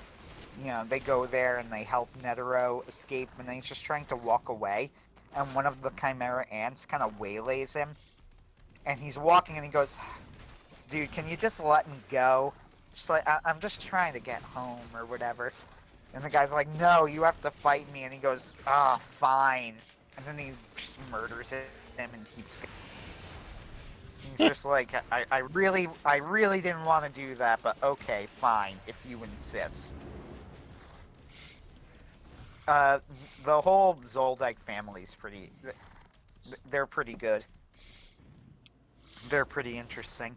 Yeah. They're one of the things But I noticed like really tie the fandom together. the York New City, the whole thing is really, it was all about, like, I guess, uh, not paying off setups in a weird way, except somehow it all worked really well. Like, they were setting up this huge battle too between Kurapika and Crollo, the leader of the Phantom Troop, and it just kind of never happens. Yep. And then the most obvious of all, even more than the one with the head of the assassin, like the Zoldike grandfather, is at the end of the arc. The whole thing has been that one of the characters, Hisoka, he's just somebody who's really into violence and fighting, That's and a he that's an really, understatement. yeah, and he just really, really wanted to fight Crollo because he knew Crollo was super powerful, and he's been like manipulating everything from the background basically just to give himself the chance to fight Crollo. And then finally, at the end of the arc, they like face up against each other, and Hisoka's like, "Okay, this is it. Now I'm ready. Let's go." And Crollo's like, I don't have my power anymore, right?" And Hisoka just kind of stared, and you see his face like that. Goes, "What?" And he goes, "Yeah, I don't have any powers." And then Hisoka like blinks at him, and then he goes, "I'm out of here." And he goes, "Oh, you don't want to kill me?" He goes, "No, you're boring." Just kind of like that was disappointing. And then I'm pretty sure Hisoka tries to get his powers back specifically so he can fight him. Classic move. Unfortunately, yeah, unfortunately, that did not make it into the rematch, or the match, I should say, did not make it into the anime, though it did make it into the manga. It's a Mm-hmm. shame because the Hisoka Crollo death match, I really, really would have loved to see animated because it's actually an amazing fight. Yeah. Well, the thing Like, is, it came out like after the anime was well, good and yeah, done. oh yeah. It's a shame though, because I would have loved to see it animated. Like, doesn't Crollo start turning the audience into bombs Yeah. and like throwing them at Hisoka? He starts throwing audience members at Hisoka, who he turns into bombs. Yep. He like So, duplicates them and then starts throwing them at him. It's pretty wild. so it's really a shame. I would have loved to see that animated, but some things just are not meant to be. Mm-hmm. But yeah, between the two big Tagashi works, I've always preferred Yu Yu Hakusho because I think Yu Yu Hakusho is better paced and structured. It's true that everybody points out after the Dark Tournament, it drops in quality a little bit, and I would say probably, but even then, it moves at a pretty good pace. It's still a well done show. It's just that the Dark Tournament was absolutely outstanding. So it would be hard for anything to live up to it. Yep. It's probably, once again, this was something Digibro mentioned, but I absolutely agree with him. And I keep saying this because like I said from last week, I've been rewatching Digibro vids lately, so I have all of these in my mind. But he mentioned that like My Hero Academia is kind of, in a weird way, the spiritual successor to Yu Yu Hakusho, in the very specific sense that it's like the new prototype for the perfect quote unquote shonen. Like, it is the stereotypical ideal of what people imagine a shonen action story to be. And yeah, he has a point. The way it's structured that way, when you think of shonen series, that's kind of the type of story that you would think of. I do think uh Yu Yu Hakusho, which they're probably about as good as each other. My Hero Academia and Yu Yu Hakusho are probably, at least up to this point in the anime, are probably about as good as each other. Oh yeah, about that. You mentioned on the Discord, or on the YouTube page, you wanted to talk about the new My Hero Academia a little bit. So that chapter was pretty intense. Like, not only Yeah, was it like it was just talking, right? It's just people talking and moving around. But how he presented it, it's like talking about the doctor who's like, yeah, I you're have this. breaking up a little bit. Uh, I've paused my video game. Um, so it's like the doctor's like, what's your quirk? I can only extend my life. Like my quirk is double my life, but I'm weak, and it's like lifespan. It's like, oh, okay, but the real thing. Should I wait? Should we have spoilers? Uh, yeah. How about this? So people listening, if you like My Hero Academia, we are about to talk about the latest chapter in the manga. Hold So, on. if you care about spoilers, Let me do something real quick. ooh, sure. All right. I've put in the link to Viz's Shonen Jump official scanlation. I recommend pausing the video while we talk about something else for exactly like 3 or 4 minutes, and then going to this video to And then check it out. going to Um, so, anyway, uh, yeah, so you were talking about it. yeah, so let's just give it like a couple minutes and then we'll be back. Um, Deal.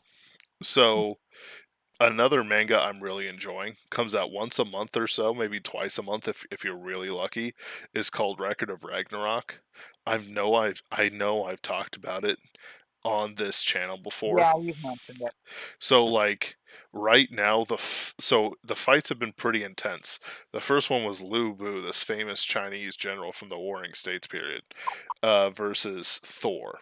Then it's Adam, the father of humanity, versus Zeus, which was so intense. Um, then the next fight after that, which both of those led to God victories, and if gods win 7 out of the 13 fights, I like hate to humanity tell is you this, wiped out. but you're still breaking. I'm sorry. I'm sorry. Anyway, um,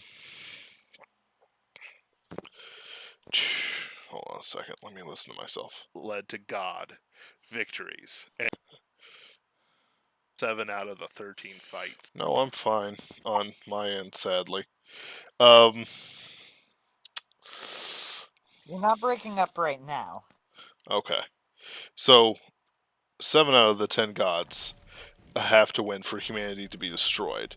Or else, humanity, if humanity wins, they get to survive.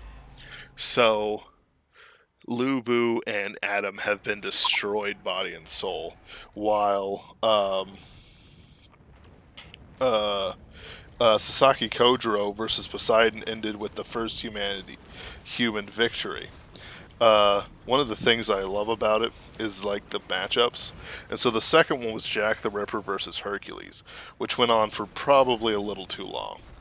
But now they've prepped up the fight for Raiden Tamimon, the greatest sumo wrestler of all time, versus Shiva, god of creation and destruction. He's got 4 arms, That's 5 eyes. It's fantastic. that's hilarious. It's It's like God of creation and destruction versus a really good sumo wrestler. right. Was the thing about them though is that they're given Valkyrie powers called Volans, which are turn whatever like turn things into god weapons.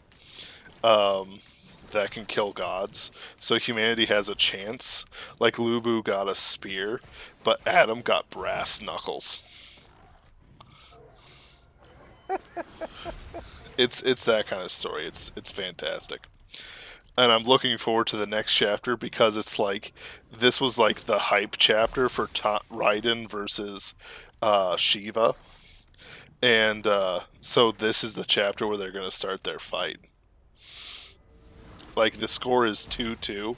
Jack the Ripper won against Hercules, so it's like who's gonna win this time? I don't know. I don't know, but I'm so hyped. Anyway. All right, let's go back to talking to My Hero Academia. You need to read Yeah. Shumatsu no Valkyrie sometime. I will send you a link someday because it's so good. I mean, it sounds like I would probably enjoy it, so I have no objection. All right. Anyway, so through this chapter, of My Hero Academia, we're looking into the minds of two of the villains, Shigaraki, literally, and the good doctor. I can't remember his name. Um, No, I don't. The one who caused the big controversy, I yeah, believe. Whatever. the Keep doctor going. caused a controversy. It's only been out for like 6 hours. Uh, if it's the same character, there was a character who's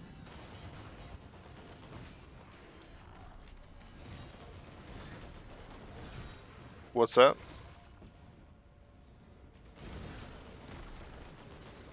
Anthony? It appears we've lost Anthony. Hmm.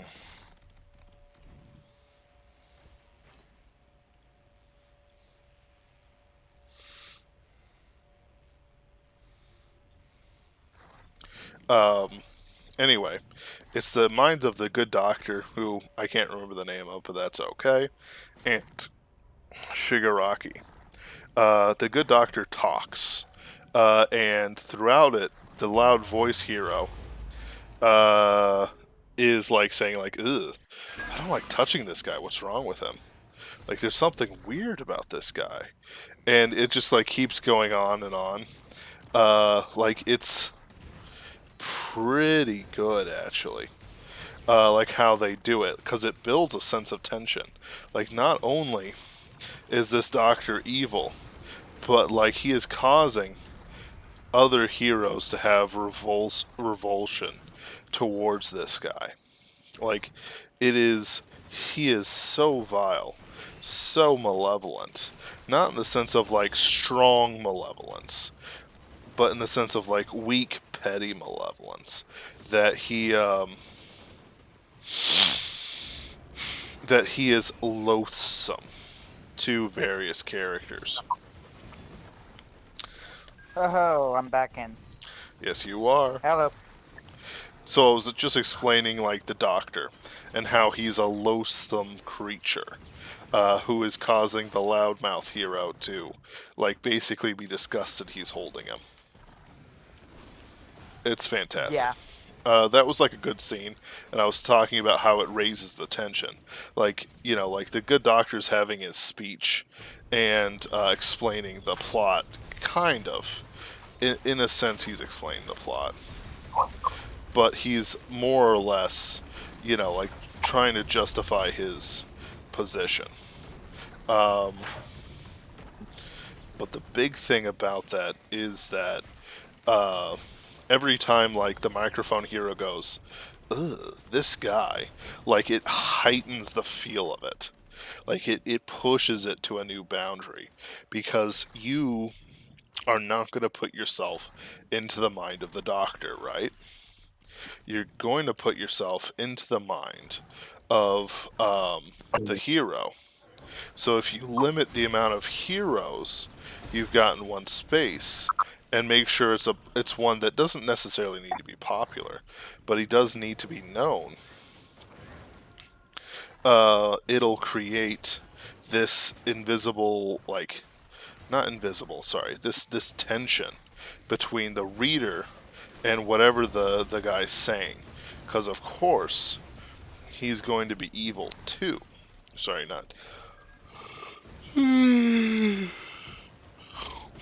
Excuse me.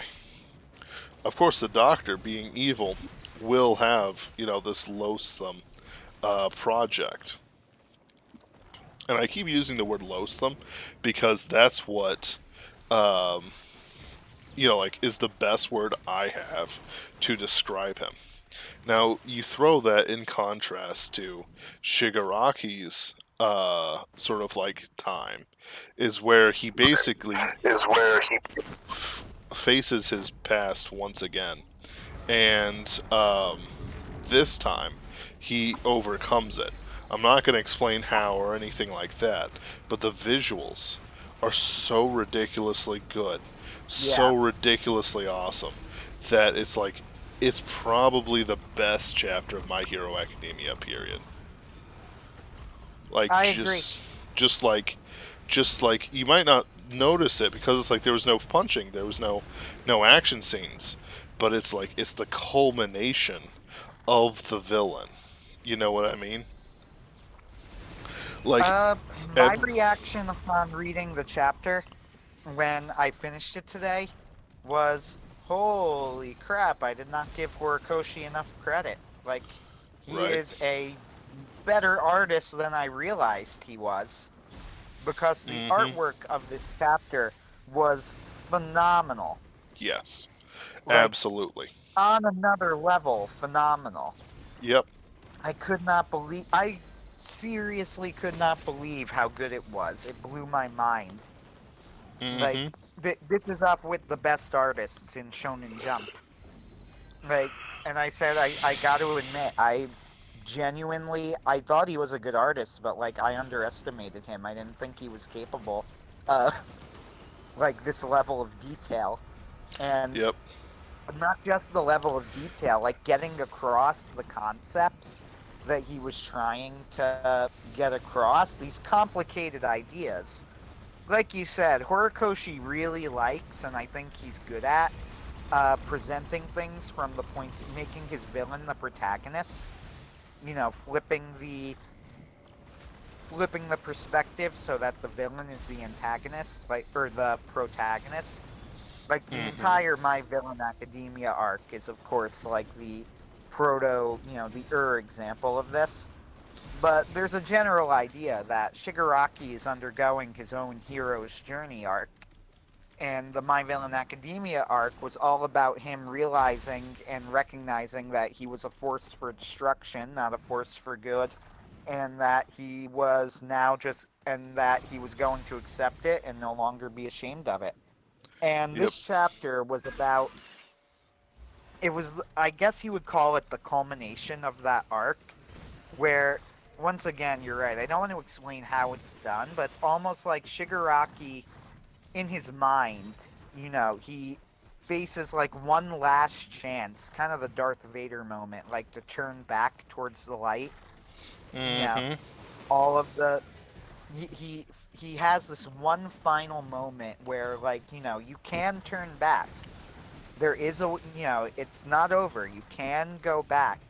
And Shigaraki says something along the basically just goes, no, don't, he says, like, don't tell me what to do or something along those lines. But Yep. the thing is that the way it's framed, it could have easily been a scene from the protagonist. If you had portrayed it as villains or somebody, negative influences trying to pull the protagonist away, and the protagonist saying, don't tell me who I can be or don't tell me what I could do, and the protagonist pulling away from negative influences, it could have easily worked as a scene in its own right Oh yeah. with the protagonist. It's just that he frames it with Shigaraki as the protagonist, It which also. is Mm-hmm. why it's genius. It's so well done. And like you said, what's remarkable is that My Hero Academia is known for its fight scenes, and rightly so, by the way. Uh, it is known for its fight scenes, and this was probably the best chapter in the whole series. And it was completely conflict free, really. Like, there wasn't even a real conflict in it when you think about it. Yep. I I Well, guess no, there the was internal internal conflict of conflict. Yeah. Shigaraki. Yeah, there was the internal conflict of Shigaraki, I guess. But not at the same level as you would get in the more extreme My Hero Academia chapters. Just this whole arc, it's called the War Arc, isn't it? Yes. Yeah, the current arc, the War Arc of My Hero Academia is absolutely sensational. Like, I've always been a big fan of the. Am I connected, by the way? Yeah. I. Okay, because my screen went red and then it started working again. Whatever. Anyway, the War Arc of My Hero Academia is literally the best that the manga has ever been. Like, this is the best arc of the series, start to finish. The fight scenes have been, like, A++ fight scenes. The Yep. emotional beats have like hit dead on. The all of the dramatic reveals and the character moments, like everything is just firing on all cylinders in this arc. Oh yeah. It really, really feels like a culmination of all of the hard work that he put in to reach this point. And that's kind of the strange thing. This could be the climax to an entire series, but I don't think he's going to end My Hero Academia here. But No. he very well could. Like, if he did, it could work, It but I don't think he will. He's not going to, though. so the thing is that like we need to see Deku do the same thing. Yeah, Like that's what's holding this back from being a climax art. Like there needs to be a moment of victory for the villains to encourage the growth of the hero. And if the hero's growing, like you can still have villain growth, but it's not the same. Like it's like it's a catalyst thing, active versus passive role. Like heroes always have kind of the passive role where they react to like Joker, threatening to blow up a fish statue in Gotham or something. Why? Nobody knows, but nobody wants to find out either. Um, stuff like that. Uh, well, my but prediction with this arc from the beginning, which still can come true, and looks like, it seems like it's heading at least into a confrontation. My prediction about this arc has always been this. Horikoshi really likes generational cycles and setting up like that the new generation is taking over the same conflicts from the old, but handed down, yep, and hopefully the new generation can improve on it. So what I thought was going to happen was this. Deku was going they were going to defeat the villains in this arc, but barely, yep, with great losses, and Deku was going to play a major role in stopping Shigaraki, who would be forced to retreat. And when Shigaraki retreats, he realizes that Deku gets in his sights directly. Like mm-hmm, he zeroes in Deku is now my nemesis. So you create a new all might all for one relationship where Shigaraki, zones in on Deku as the guy who he needs to get revenge on yeah, because he was the fly in his ointment. He almost did it and Deku ruined his plans. That gives you that second generation conflict, the new all might all for one conflict. That has been my prediction with this arc from the beginning. yeah, And I still think that's probably where it's heading, but that isn't where it has to head, right, which is what's interesting. It's not like that's not the only narrative decision that could work, which is what makes this good writing, I guess. mm-hmm, He's not. It's not heading. There's no crash course on this particular arc. There are many right. different ways it could go. The villains could win, for one thing. Oh It yeah, is absolutely possible that the villains could win. And then if that happens, the surviving heroes are going to have to retreat. And then probably it's going to go back to the situation when, like, All for One was, in power, and they're going to have, like, some sort of emergency meeting to kind of assassinate Shigaraki, pretty much. mm-hmm, I would imagine. I mentioned to my sister they could also go all kill the kill and have an underground resistance, but I don't see them doing that. My Hero Academia doesn't seem like that type of show. yeah. It. It I would would agree. it would be interesting though. It would be interesting though if My Hero Academia went all kill the kill. For people who don't know, by go all kill a kill at one point in the story, the our ragtag group of heroes are defeated by the villain and they are who takes over the world and wins. Mm-hmm, So they are forced to go underground and like start an underground and lead an underground resistance movement to try and undermine her. Uh, in theory, My Hero Academia can go down that route. I mean, there's nothing in the story indicating that that's not a possibility. It just doesn't seem like that type of story. Right. I don't think he'll go there. Well, it depends. But Like it if so like one of the things they're putting out is that the crowd is pretty fickle. They're I wouldn't say traitorous to the heroes who defend them life and limb, but they're pretty quick to cut and run. You know what I mean? Like, oh yeah, excuse the me. whole Endeavor the Endeavor fight, that was Yeah, the entire point of it. yeah, That the crowd wasn't give the crowd didn't really care that how much Endeavor was sacrificing for them. What they cared about were results. Yeah. yep, What if it was kind of like if Endeavor loses, then who gives a shit how much he sacrificed? You know. yep, And that was the Can't You See kid who literally, by the way, who hilariously, literally memes in universe. The Can You See kid memes in universe, yeah, which is genius.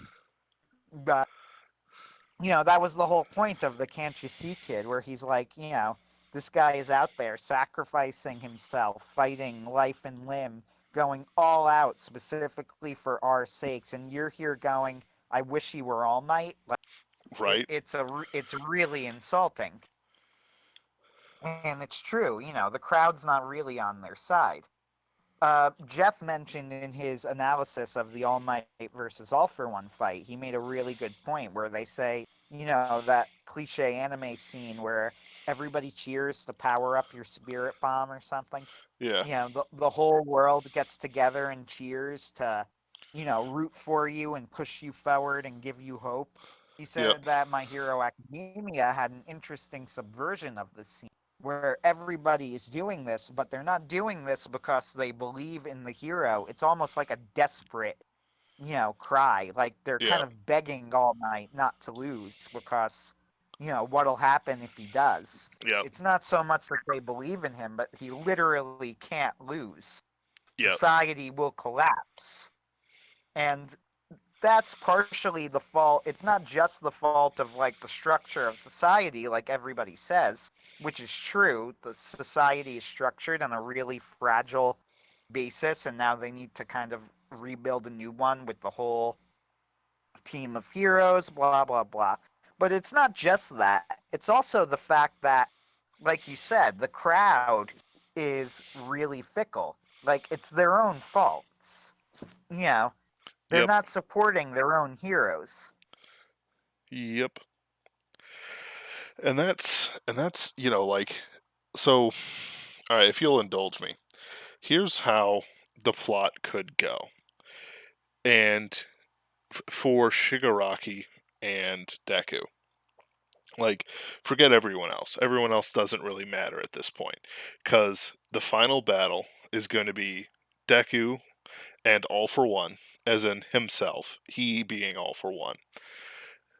No, sorry, One for All. Versus Not Shigaraki. Shigaraki. What? What? No, You sorry. said Deku versus. You mean Deku versus Shigaraki? Right. Except it's gonna be like All for One versus One for All, because it's got that generational thing in.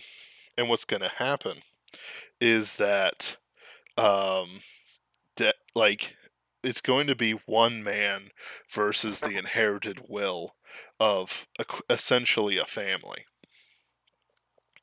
And Shigaraki's going to lose ish. Um because Horikoshi hasn't really, like, while he does have things bittersweet, he doesn't have them in despair. You know what I mean? Oh So yeah. so like if we're looking at like kind of a wave function of this plot, like My Villain Academia was a high point for hype, but a low point for the story even and the world, even though nobody realized it. But the thing is that it went back up with Endeavor and Nomus and stuff like that. then it goes back down again. Like, I know I seem to be getting things a little out of order, but that's on purpose because of how the world sees it. Nobody sees My Villain Academia but the villains, and that's very important. Right, exactly. But they see Endeavor, standing tall after the toughest fight of his life, and raising his fist in the air in triumph.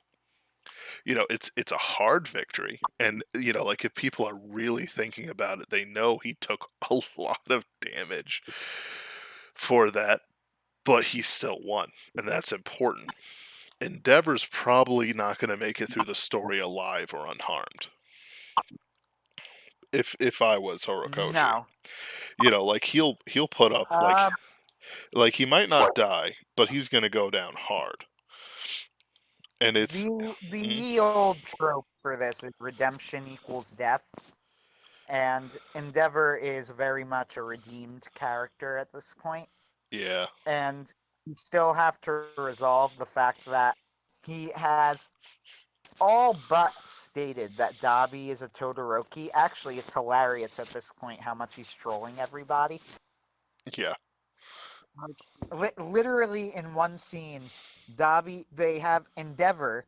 They show a scene with Hawks and Endeavor, and then they cut to Dabi telling Hawks something, and Hawks looking horrified. But Dabi's speech bubble is blacked out, yep. which is the most trolly thing. It's also like at this point, Horikoshi has to know that everybody knows, right? But it doesn't I matter. mean, It Dabi. makes the reveal Yeah. sweeter. So, Uh, if I might Somebody continue, mentioned there is one. hmm Sorry, go ahead.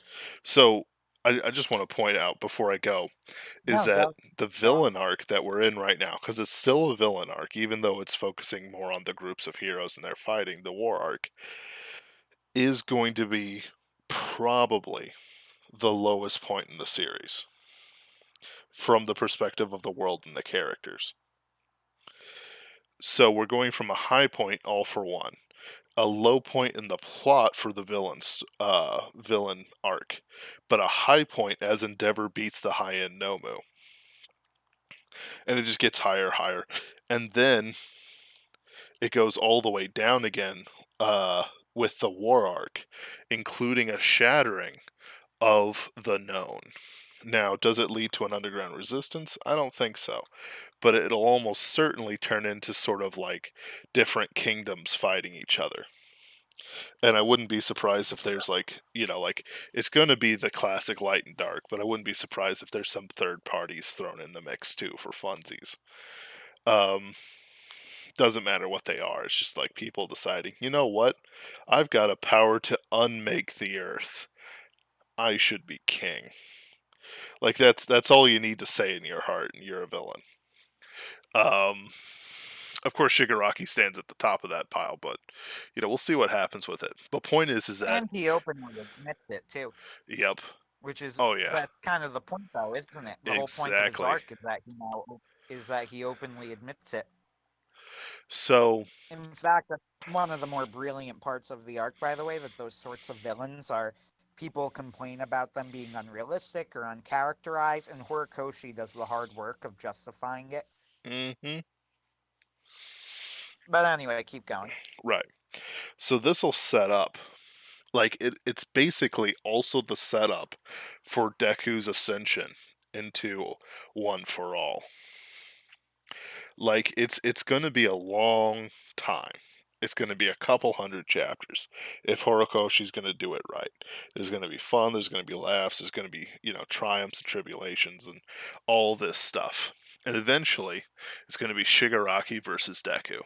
They're probably going to hint at the fight now. Deku's probably going to get wrecked really badly. He's probably going to be injured or something like that. And he'll mirror Shigaraki's arc. And because he's mirroring Shigaraki's arc, it'll basically make their conflict sweeter because it won't be like, oh, he's got the overpowered one for all ability. Oh, he's got the overpowered all for one ability. Depending. No. These people have gone through the same thing. They've gone through the harsh training. They kept fighting no matter what. And then they meet each other at the pinnacle of their strength and have the ultimate all out brawl. And that's going to be the end Yeah, of I My mean, Hero Academia.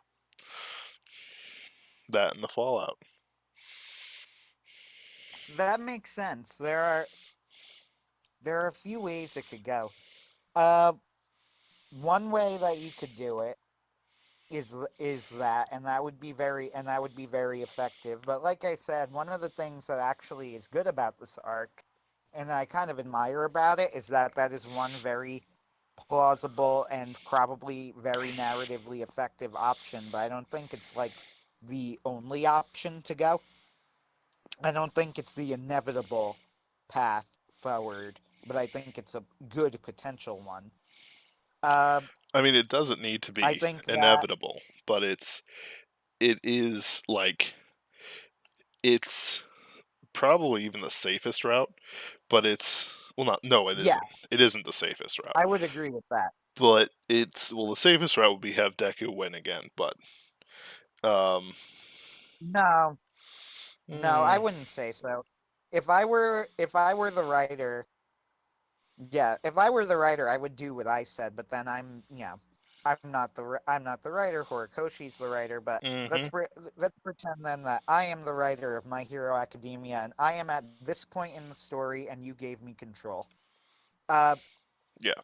what I would do from here, and keep in mind that I'm also spitballing, so I don't have a real like long-term end in mind. But what I would do is this. I would do what I said earlier. Uh, I would have Shigaraki start wrecking people.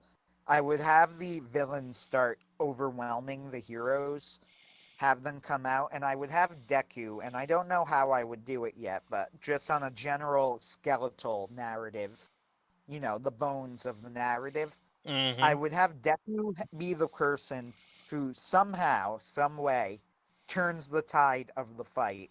Specifically, he directly contradicts Shigaraki. Not necessarily in a direct physical, he punches him or whatever, but something Deku does turns the tide and is noticed by Shigaraki, and it directly contradicts something Shigaraki does. And mhm, Shigaraki and the League of Villains are forced to retreat. mm. And the heroes have taken massive losses, but they have barely survived. Shigaraki needs to complete his training, which he does, by the way, because remember, he was released from stasis early. So Shigaraki can get more powerful. He's not at full power yet. Uh, Yep. so, and Shigaraki will have Deku imprinted in his mind as like, we would have won if it weren't for Deku, and he will be the one that like Shigaraki specifically targets from now on. And then Mhm, I would make that Deku needs to have his moment where it's kind of become almost it's like a borderline running joke at this point that Deku is by far the most accomplished person in that entire school and he doesn't get any recognition for it ever. mhm, Like it's just like I remember like just the muscular fight alone. Muscular murdered several pro heroes and Deku beats him single-handedly while protecting a kid after a full day of exhaustive training. mhm. And I'm like, Deku's actually an incredible hero already. So, I would make this as far as a turning point in the story. I would make it the moment that people notice Deku as an incredible hero, and that would be the turning point in the story. And then suddenly, the pressure on Deku skyrockets. He's being Ooh. targeted by the series villain, and now all of the other heroes, like, they realize then, come out, he's the successor to All Might, and Mhm, and he's done these amazing things, and suddenly, like, he is suddenly the symbol of peace, whether he wants to be or not. Right. And maybe it was even like a fluke that he defeats quote unquote Shigaraki. Maybe he didn't do as much. Maybe Bakugo and Todoroki even did just as much, and now Bakugo especially is angry that Deku was getting more credit than he is.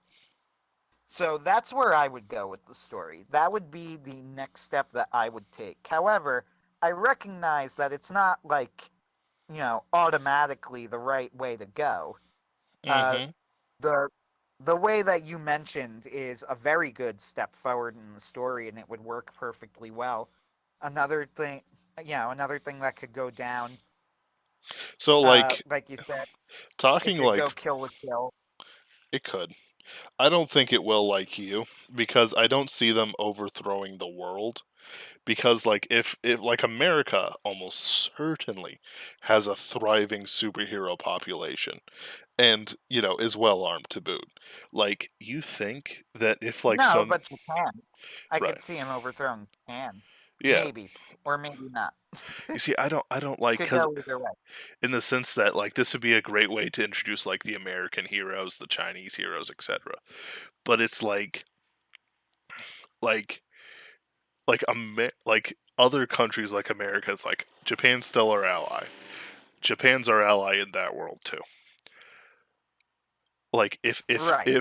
if Japanese emo Hitler all of a sudden took over, like people would That's be, fantastic. busting to get out there to fight and kick him out and take him down. Uh, Like I there's really, a that's an interesting question. I really don't know what would happen, cuz like to be here's the thing honest. about it. It would also depend on how smart Shigaraki is, because if he set up a puppet government and then he tried to, I that's mean, a he whole like could. that's a rabbit hole though. That's a really big rabbit hole to go down. He could It with the depend, but revolutionaries. yeah, if he sets up a puppet government and then tries to negotiate, it could work, and then Yeah. rules it how he wants on the inside. But whatever. Mhm. But like the my philosophy on like the reason why I said the things I said is that like there's a certain aesthetic sense that has to be kept along with like what allows Horikoshi the most latitude to develop his characters. There's no time limit. My Hero Academia makes oodles of money. It is deliriously profitable. Like Oh not yeah. not like almost One Piece tier. Like it's pretty up there. Like Demon Slayer is weirdly One Piece tier, but that's its own thing. Well, the Um, thing about My Hero Academia is that My Hero Academia hit at a very specific zeitgeist, and the way it's made, it's absurdly marketable. oh yeah, Like not just the comic, but things related to the comic, the merchandise of the comic. yep. Like I have a Deku T-shirt. I went out and specifically bought a Deku T-shirt. So Wow, yes, it is a very merchandisable property. wow, They sold it for $10 at Walmart. wow. You weeb. It's a nice T-shirt. But I did buy tickets to see the movie, so yeah, no, that's fine. great movie, by the way. High recommendation. But anyway, go ahead. So um, sorry, I'm trying to think. Uh, so aesthetically, in the sense of like what feels right. Horikoshi could use this, and it doesn't have to be like a single slope upward. It can be like steps or a little bit up and down. But if you like looked at the whole thing in the end, you'd see the upward climb. No matter what dips get in the way. Like the further he can drive this down, here in this moment, in this um what's the term I want? It's like, hold on, I need to look up a German word, unfortunately. Uh, That's fine. Schwerpunkt. It is the Schwerpunkt, the center, the pivot of the story right now. And he's, like, come out with, Yeah, I'd agree with that. like, this is, like, this isn't his thesis statement. That's done. This is his crowning argument. Uh at this point, there's no turning back. He can't lengthen the story too much anymore and introduce weird, wacky side villains who don't matter. He's introduced all the villains that matter already. Like, he can't add any more. Yeah, there's Hmm. it's almost if somebody else showed up, people would almost kind of they wouldn't care. They Right. would be like, "Why is this guy here?" Yeah, There there's an army out there. right. There's not going to be any more overhauls. Like, it's Right. it's just, Gentle Criminal, Overhaul, Muscular are all kind of off to the side now. yep. Well, maybe not a muscular. I could see a lower level like a muscular actually if they worked for the league, but that's yeah, you know what I mean. Yeah, I know what you mean. But sorry, I'm trying to think. So, there we go. Sorry, I'm just really tired. Uh with the choices that are in front of us. Like, with with okay. All right. I'm ready. Uh I Because I can go if you're still thinking it No, over. no, no, no. I got it. I just need to make sure. So I'm saying that, like, now from Horikoshi's perspective, this is like a slippery slope that he has to control his speed down. He could end the story literally in 10 chapters, give or take. It would be difficult to do it factorially, but he could do it. He could kill Deku, he could kill Shigaraki, or they can both be alive, and then he could do My Hero Academia 2 when they're both edgy adults. He could end this story in like 100 chapters and it would be satisfying. He could end it in like 200 chapters and it would be oh, very satisfying. But if he ends it in like 300 or 400 chapters, it's going to go on too long. Yeah, I'd agree with that. One thing I really like, honestly, about modern manga anyway, is that they are going towards an end goal. Even One Piece. One Piece is heading for a very specific, very concrete end goal, and is taking steps towards it. Hmm. That's one of the great advantages over American comics. So, I would say that going too long is definitely an important worry. Which is after we finish this, I have something to say then about My Hero 2 and you say your piece, but we should really mention Demon Slayer 2 since it's about finished and I don't there's some really have interesting the energy to talk talk about about that. another subject. That's fair. Like, Demon Slayer That's fair. deserves its own live stream. It does actually, because the manga just for those who don't know, the manga technically finishes next week, but and it We'll looks like see. it's going to be a flash forward. It looks like it's going to be a flash forward, but Oh, it's the definitely manga going to be a flash forward. uh and the main story is over of Demon Slayer.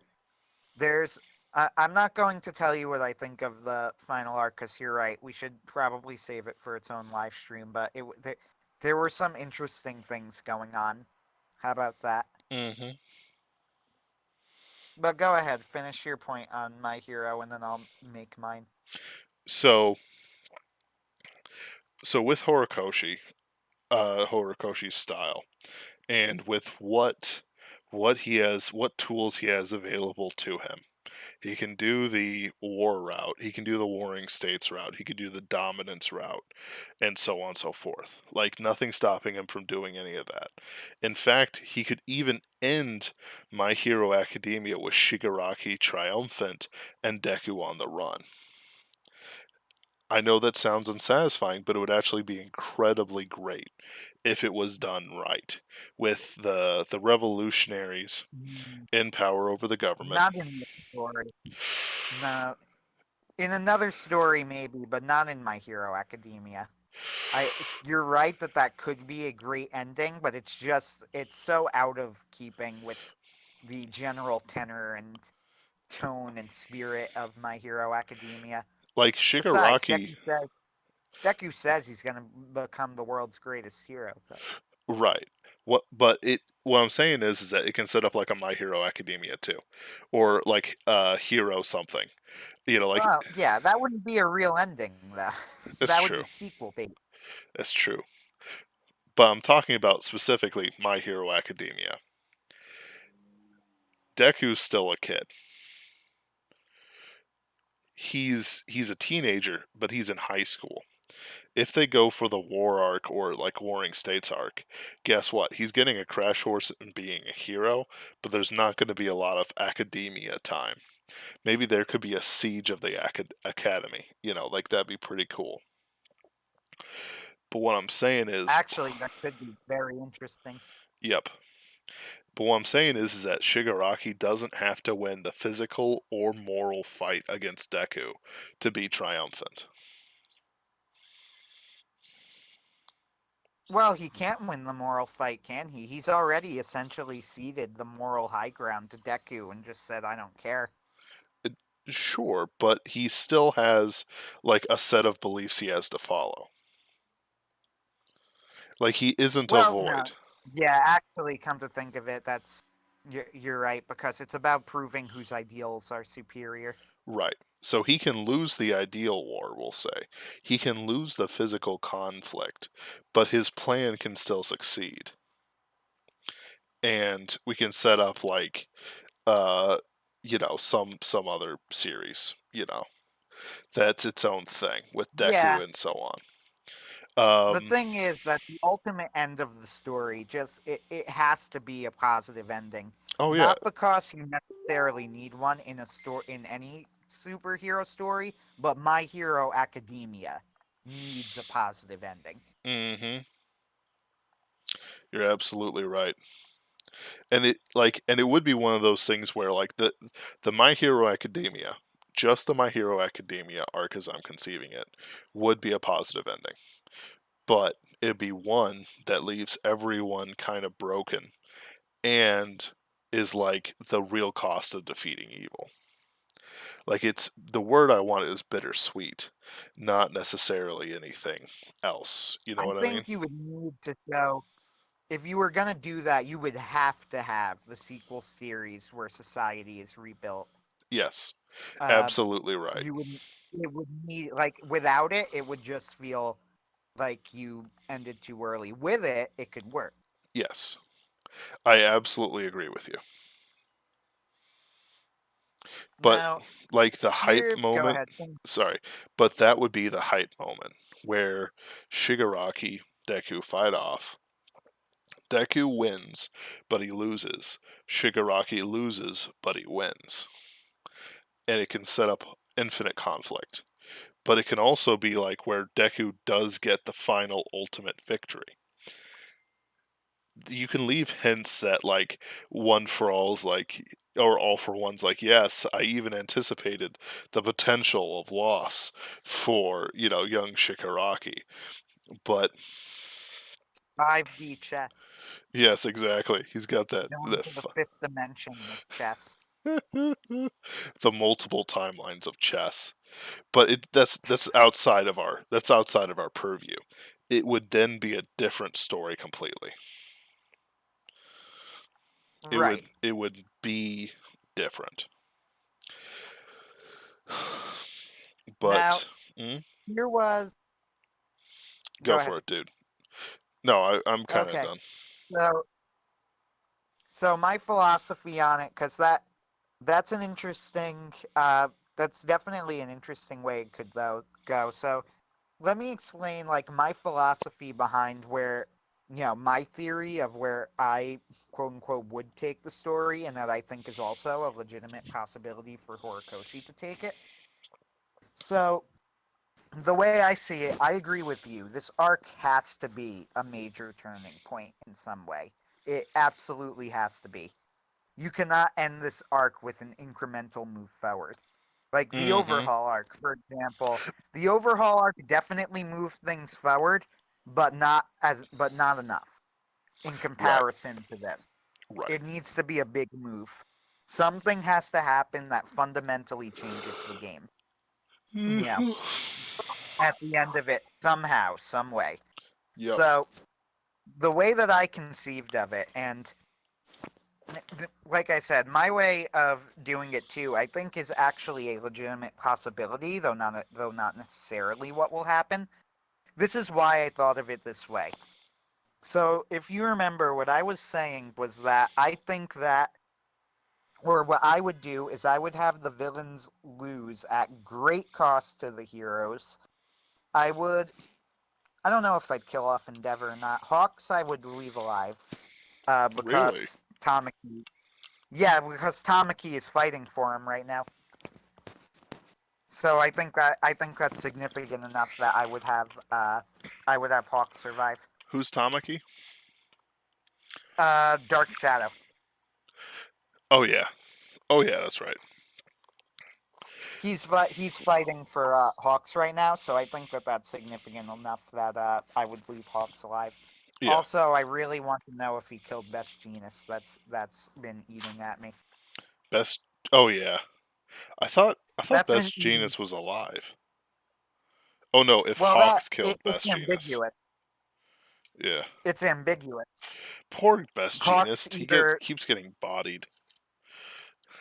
I know Best Genius is either in hiding right now, or because Hawks like put him into hiding, or Hawks killed him to keep his cover. And I really want to know the answer to that, but that's neither here nor there. I would keep Hawks alive because Tamaki is there defending him, and I honestly I wouldn't even have set that up if I weren't going to have Hawks survive. Okay. It would almost be it would be like pointless to me. Why would I even bother setting that up? That's gonna be a kick-ass fight, by the way. Tamaki versus Dabi. Yep. Uh, Oh yeah. I might kill him. Whether I kill Endeavor, I'm not sure. At the very least, though, what I would do with Endeavor is I would have Dabi announce either Endeavor dies, or Dabi announces to the world that Endeavor is his father, or both. And then But throw everyone Endeavor into can, confusion. yeah.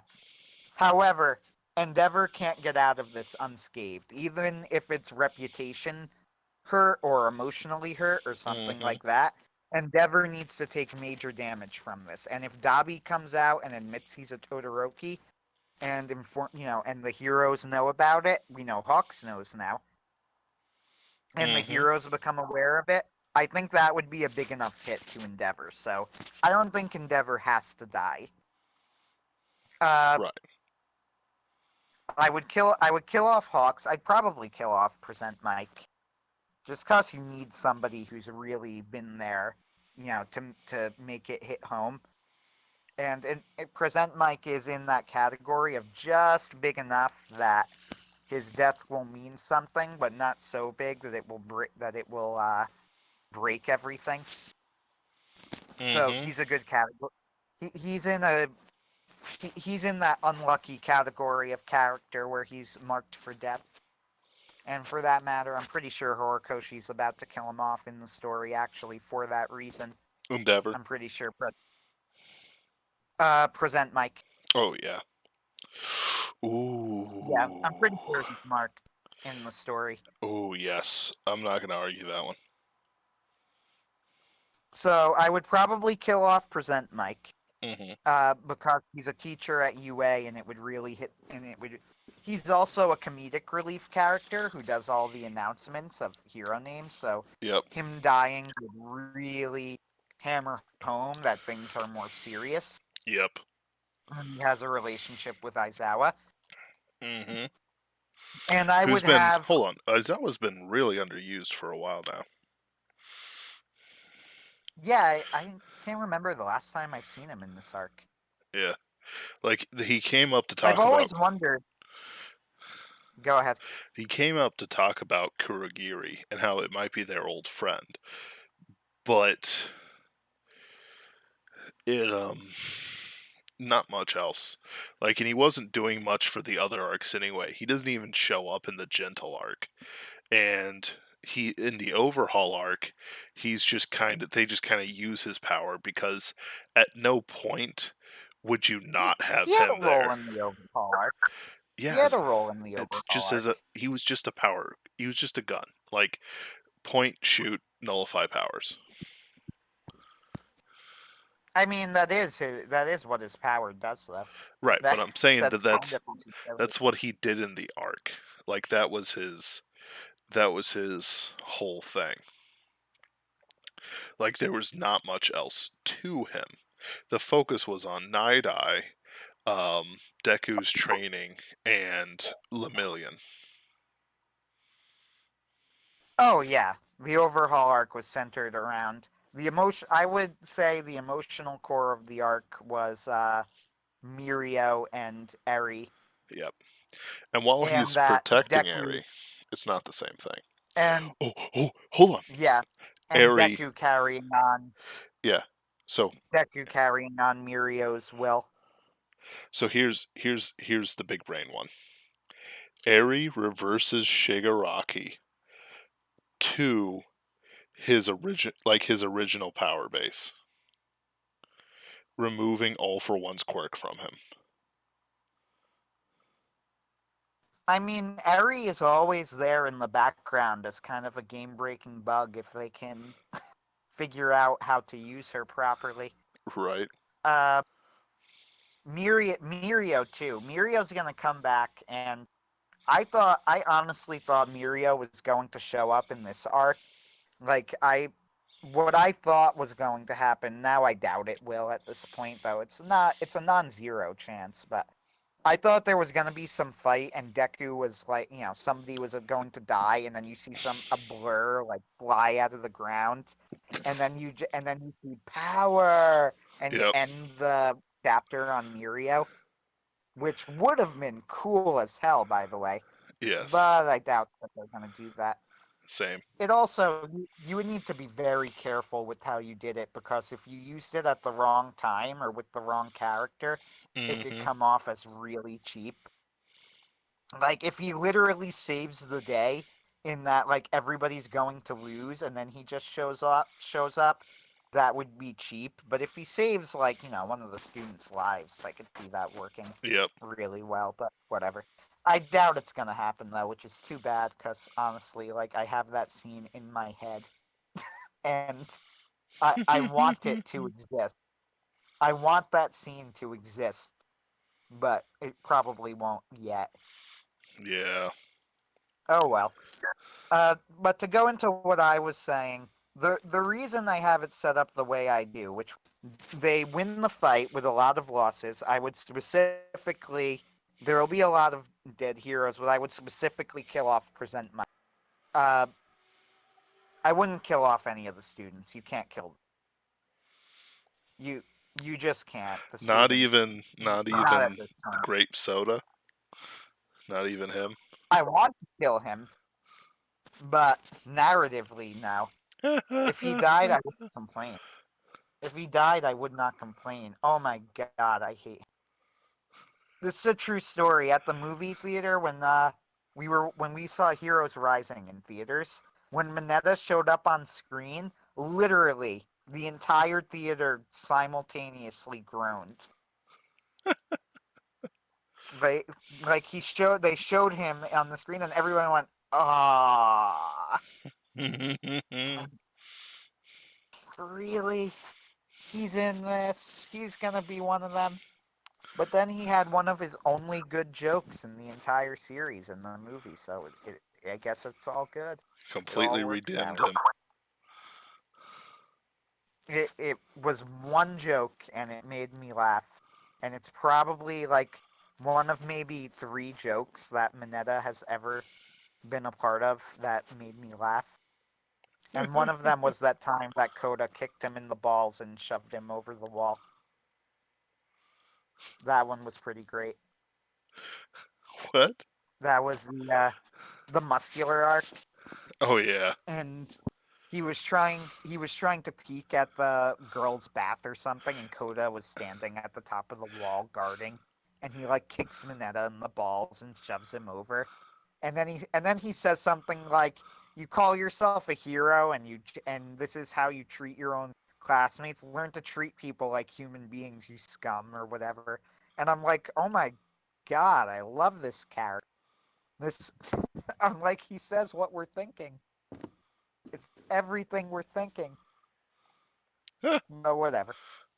Yeah. And anytime people talk about killing Mineta, I am wholeheartedly on board. But unfortunately, narratively, it wouldn't work.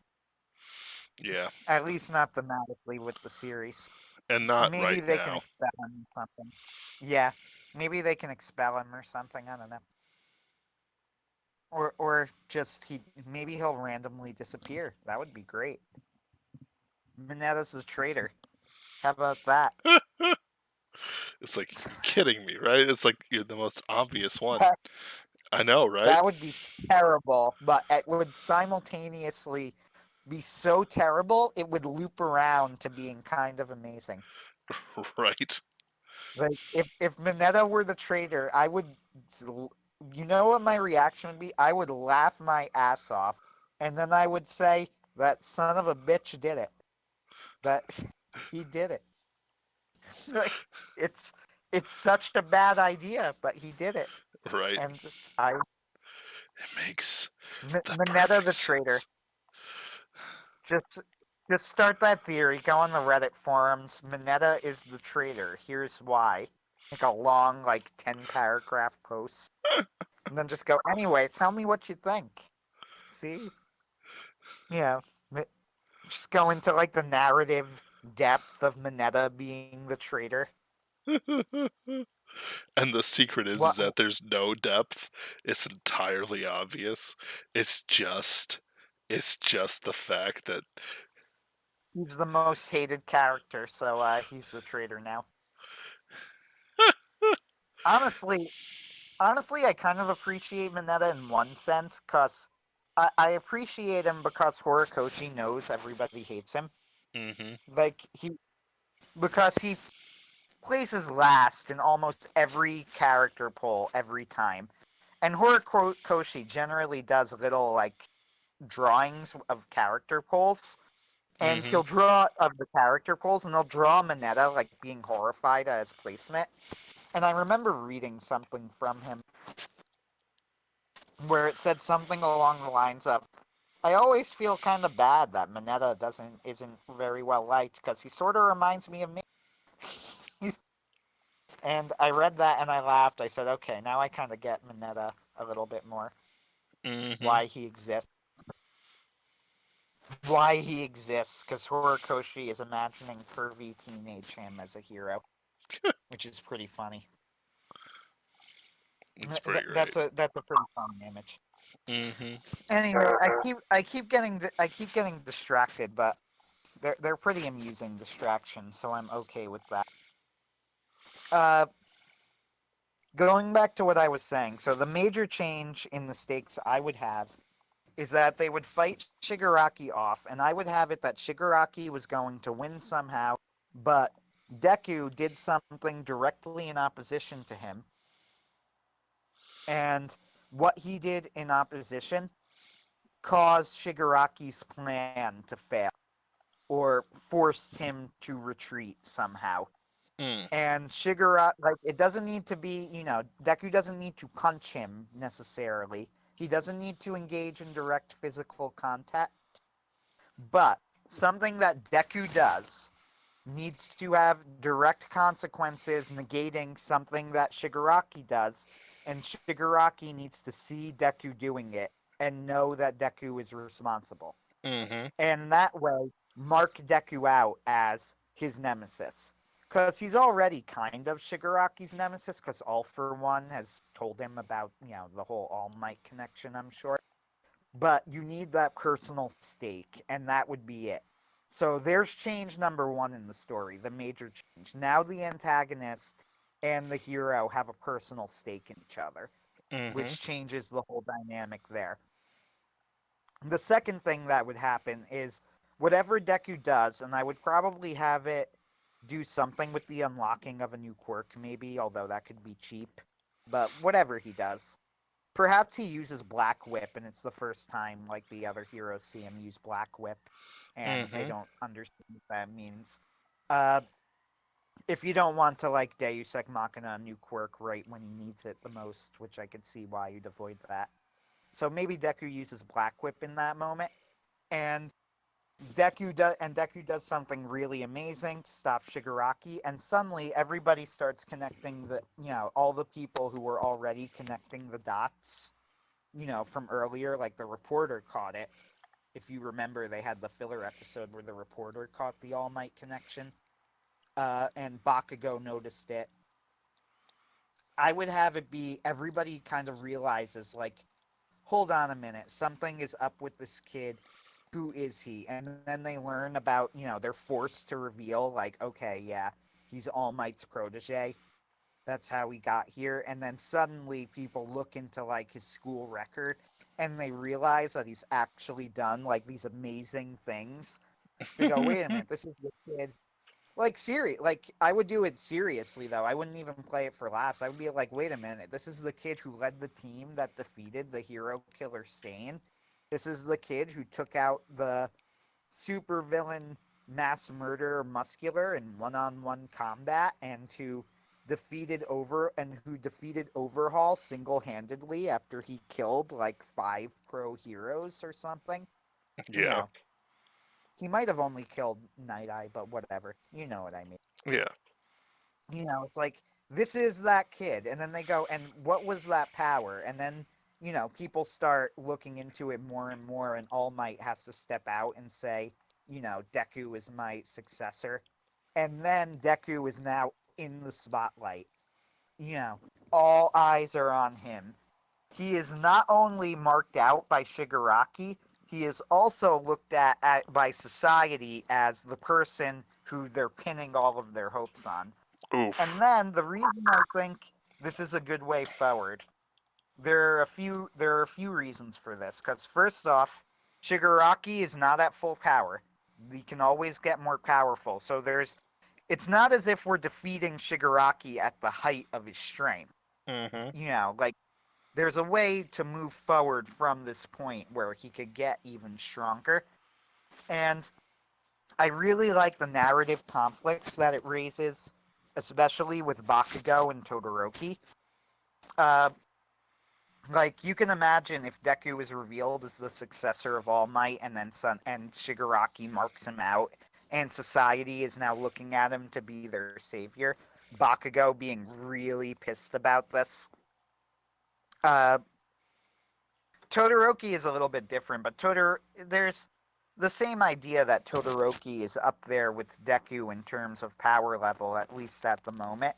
Deku might have the highest potential, but in terms of their power levels at the moment, Todoroki is also up there with him. But now Deku is getting all of the attention, and Deku Mm-hmm. doesn't want it. And now you also have Hero Society has just been weakened even further by this battle, where several major pro heroes would have died. And you already see that they started leaning on the UA students because they didn't really have a choice.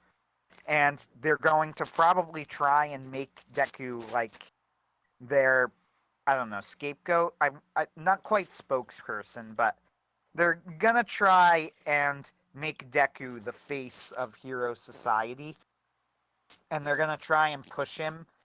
Probably like if I were to have, say, if there were another incident, Deku gets pushed to the front of the line. Yep. Whether with the other heroes, like even if it makes no sense for him to be there, like in the Overhaul arc. Uh, Mm, it kind of did. like really though, really, why? Why is Deku there? He has a J- personal connection to Night Eye and to no, that's narratively why, but why is Deku there? I don't J- know, dude. the first year high school student. Like that always boggled my mind. It's like, that the UA high school students are like 14 and 15, right? It's like Deku is engaging in pitched like I get Mirio to a point. He's been Night Eye's, apprentice for a while. That's fine. You bring Mirio in. You have Ochako stay on the outside and, handle things there. But Deku is engaging, and they're planned for this and intended this. Pitched one-on-one combat with Overhaul. And it's like, did nobody stop and think, wait a minute, why is a first-year high school student going up against one of the most powerful supervillains in the world? Like, and did nobody raise their hand and go, hold on a minute, what does he offer to this mission? And then everybody kind of blinked and looked at each other and said, I don't know. Like, he didn't have necessary information. He didn't have any sort of ability that was specifically suited for the mission. Like, we know he was powerful enough, but they didn't. So he's only really there because we all like Deku. And we all want Deku there. But no, I would make it so I would make it like say there's another attack or whatever, or there's an isolated attack. You can even have this, like you said, you can have one-off villains. I wouldn't have it so much a one-off villain. I would have it like a shoot-off from the League of Villains or the Metal Liberation Army. hmm Maybe another high-end Nomu or something like that. And Like they when don't they have send to the be heroes, important or even a focus. They just have to exist. yeah. So I would have that as like a side fight, but I would have them force Deku like to the front of the line. Even if he wasn't supposed to be there, I hmm would have them like in the background manipulating things to push Deku to the front of the line. And I would probably have Deku lose a fight. Not not that the heroes necessarily need to lose. In fact, I could even if given time to do it, like I could even have Deku lose the fight and have Bakugo or Todoroki or both finish the fight and win the fight while with everyone watching, and then have them go like, "That's right, you know, we did it, he didn't," and have that be a whole thing. The point is, when you do it the way that I set it up, I think that you keep the general My Hero Academia structure intact. They could still go to school. You still have classes. You could still have slice of life elements if you want them. Not that they would be the focus, but if you want to have slice of life elements, they could still exist. But enough has changed for the arc to feel momentous. Now, the way that you designed the change of the arc, you had it be like something that really moved the story in a completely different direction, which is fine. I mean, that's actually a good way to do it, and I could definitely see it going that way. The way that I see it is that that arc provides a major push forward for society and for the characters, but this way I don't really have a time limit.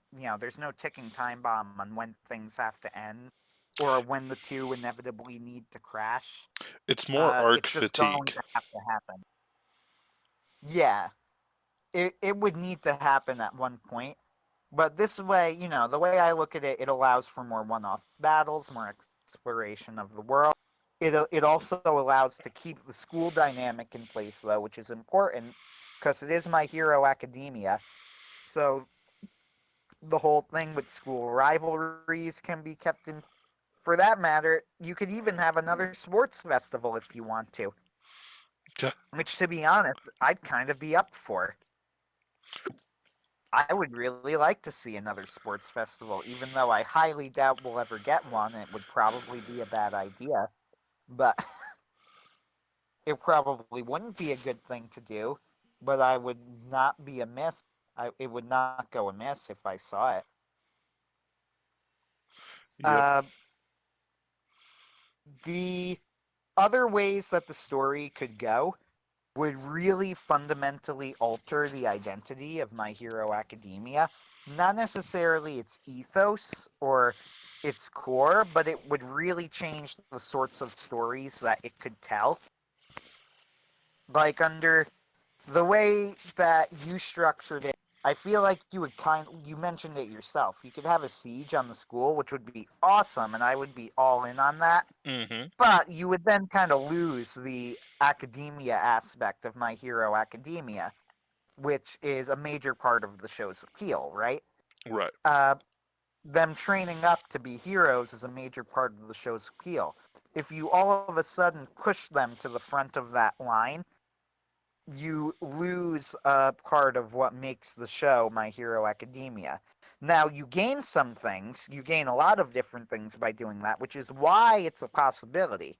It would take the story in a radical new direction, but not a bad one.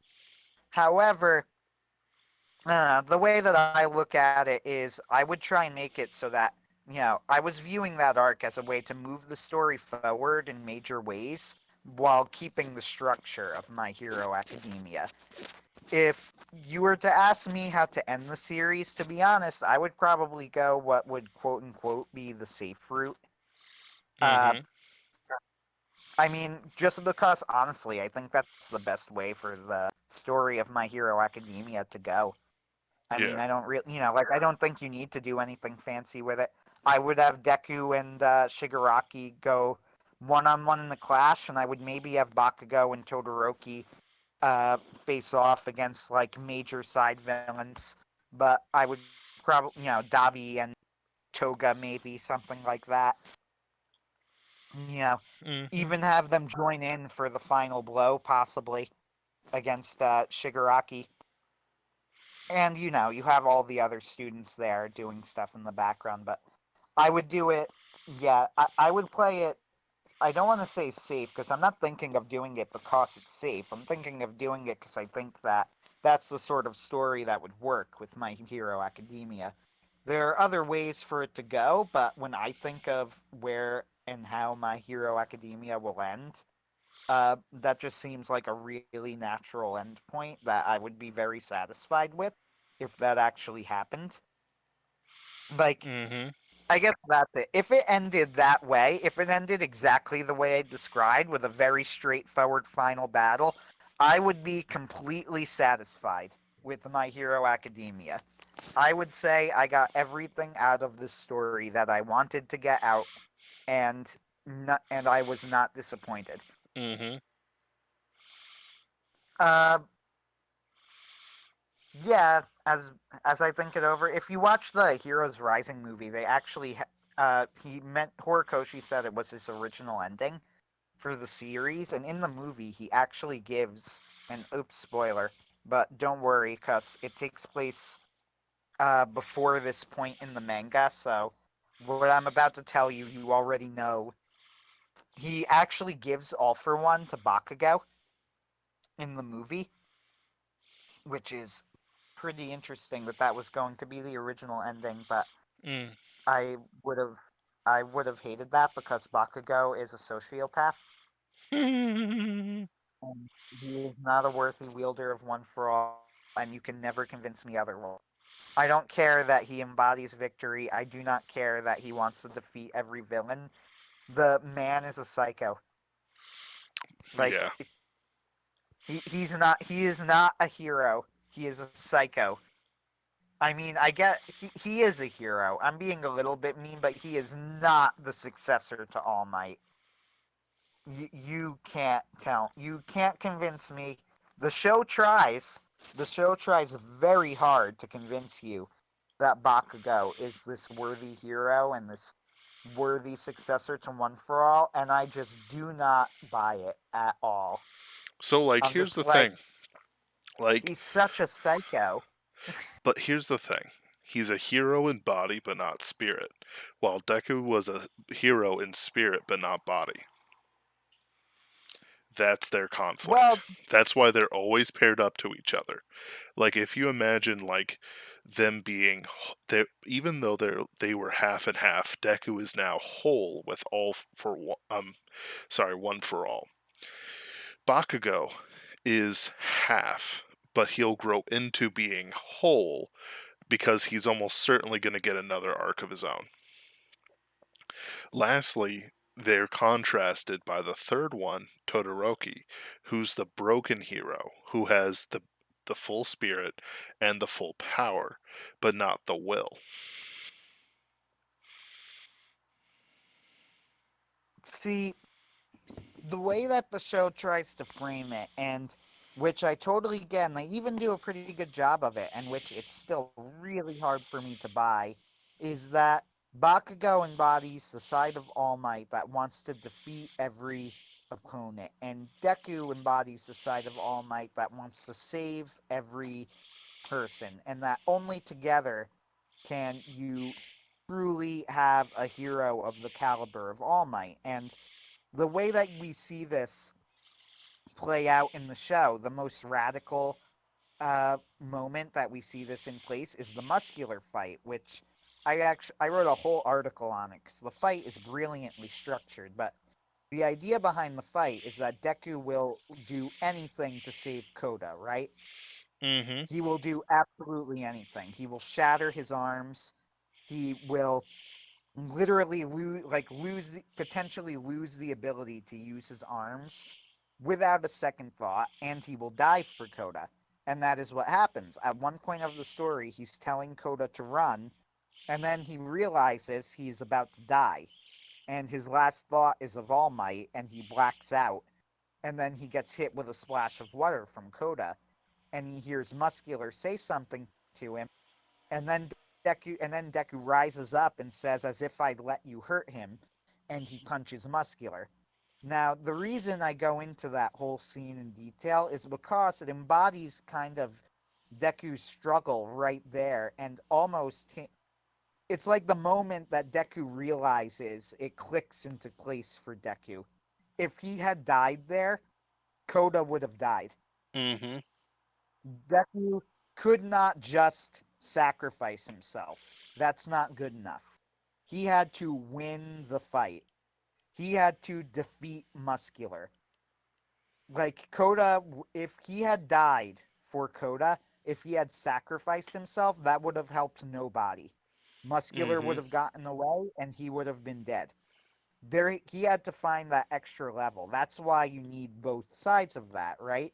You Mm-hmm. need that desire to win and that desire to save because you need to be a symbol. You need to show people that you're never going to lose. And you need to recognize that you alive is important, which is something that Deku struggles with because of his childhood trauma and because Bakugo is a psycho. Uh, one Mm-hmm. rolling back around to topic, because incidentally, it's all Bakugo's fault. Uh, so I get all of that, right? And it's Mm-hmm. really well done, and they explore it more in the Bakugo Deku fight too. When Deku says when he yells insults, the image of victory in his head is Bakugo. And they even cut back to the muscular fight when he says, "As if I'd let you hurt him." The person he had the image in his head when he says stuff like that is Bakugo. But it's just that Bakugo is such a piece of shit that I'm just like, this is the man who is worthy of All Might. I don't see it. I cannot see it. Bakugo is an Endeavor type.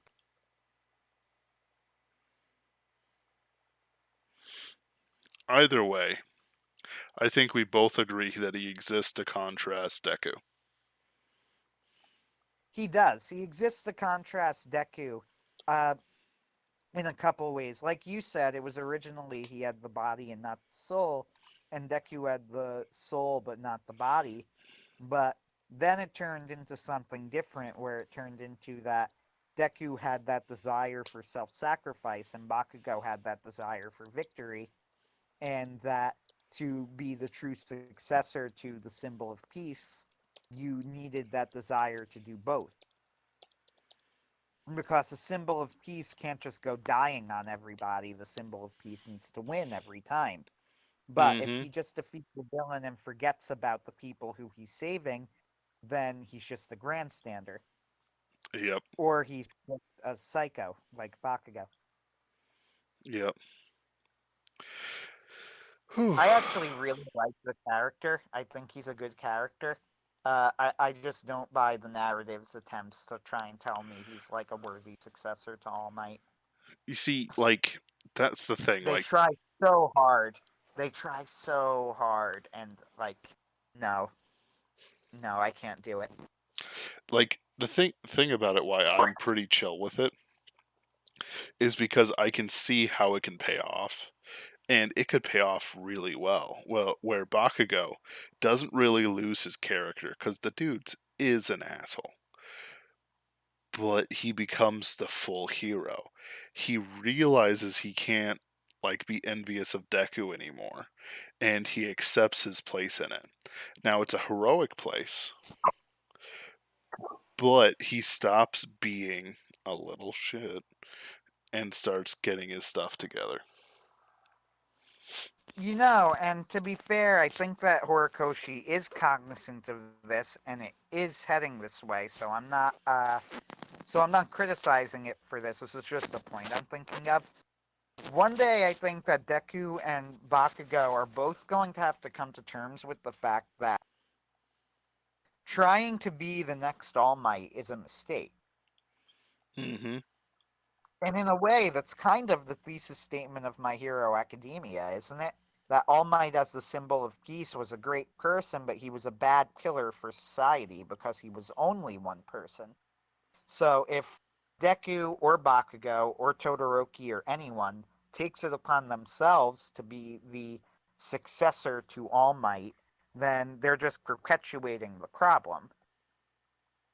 And not only that, it's an outlook that is necessarily limiting because you're trying to say, well, I'm going to be the number one hero. No, I'm going to be the number one hero without realizing that people can fill in different roles.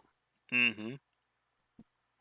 And once again, like, this isn't a criticism of the story because I at least have a suspicion that the story realizes this and is working towards resolving this one day.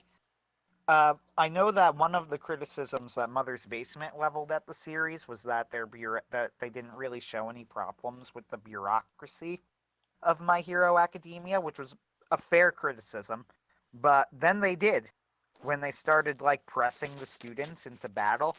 It just took them like 200 chapters to do it. So we could be moving towards this that what I've been talking about, just slowly. Mm-hmm. Hmm. Well, I want to give a shout out to CVWX. Thank you for joining us the last few minutes, but I am exhausted and I've got a little writing to do before I go to bed. Anthony, it's been a pleasure as always, and uh,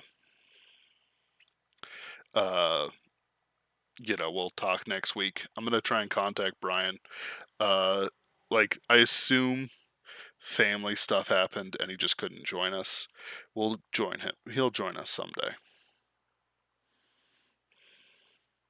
Oh yeah, I'm would be good to talk to him. I wholeheartedly agree with the thesis statement of don't give money to people who hate you.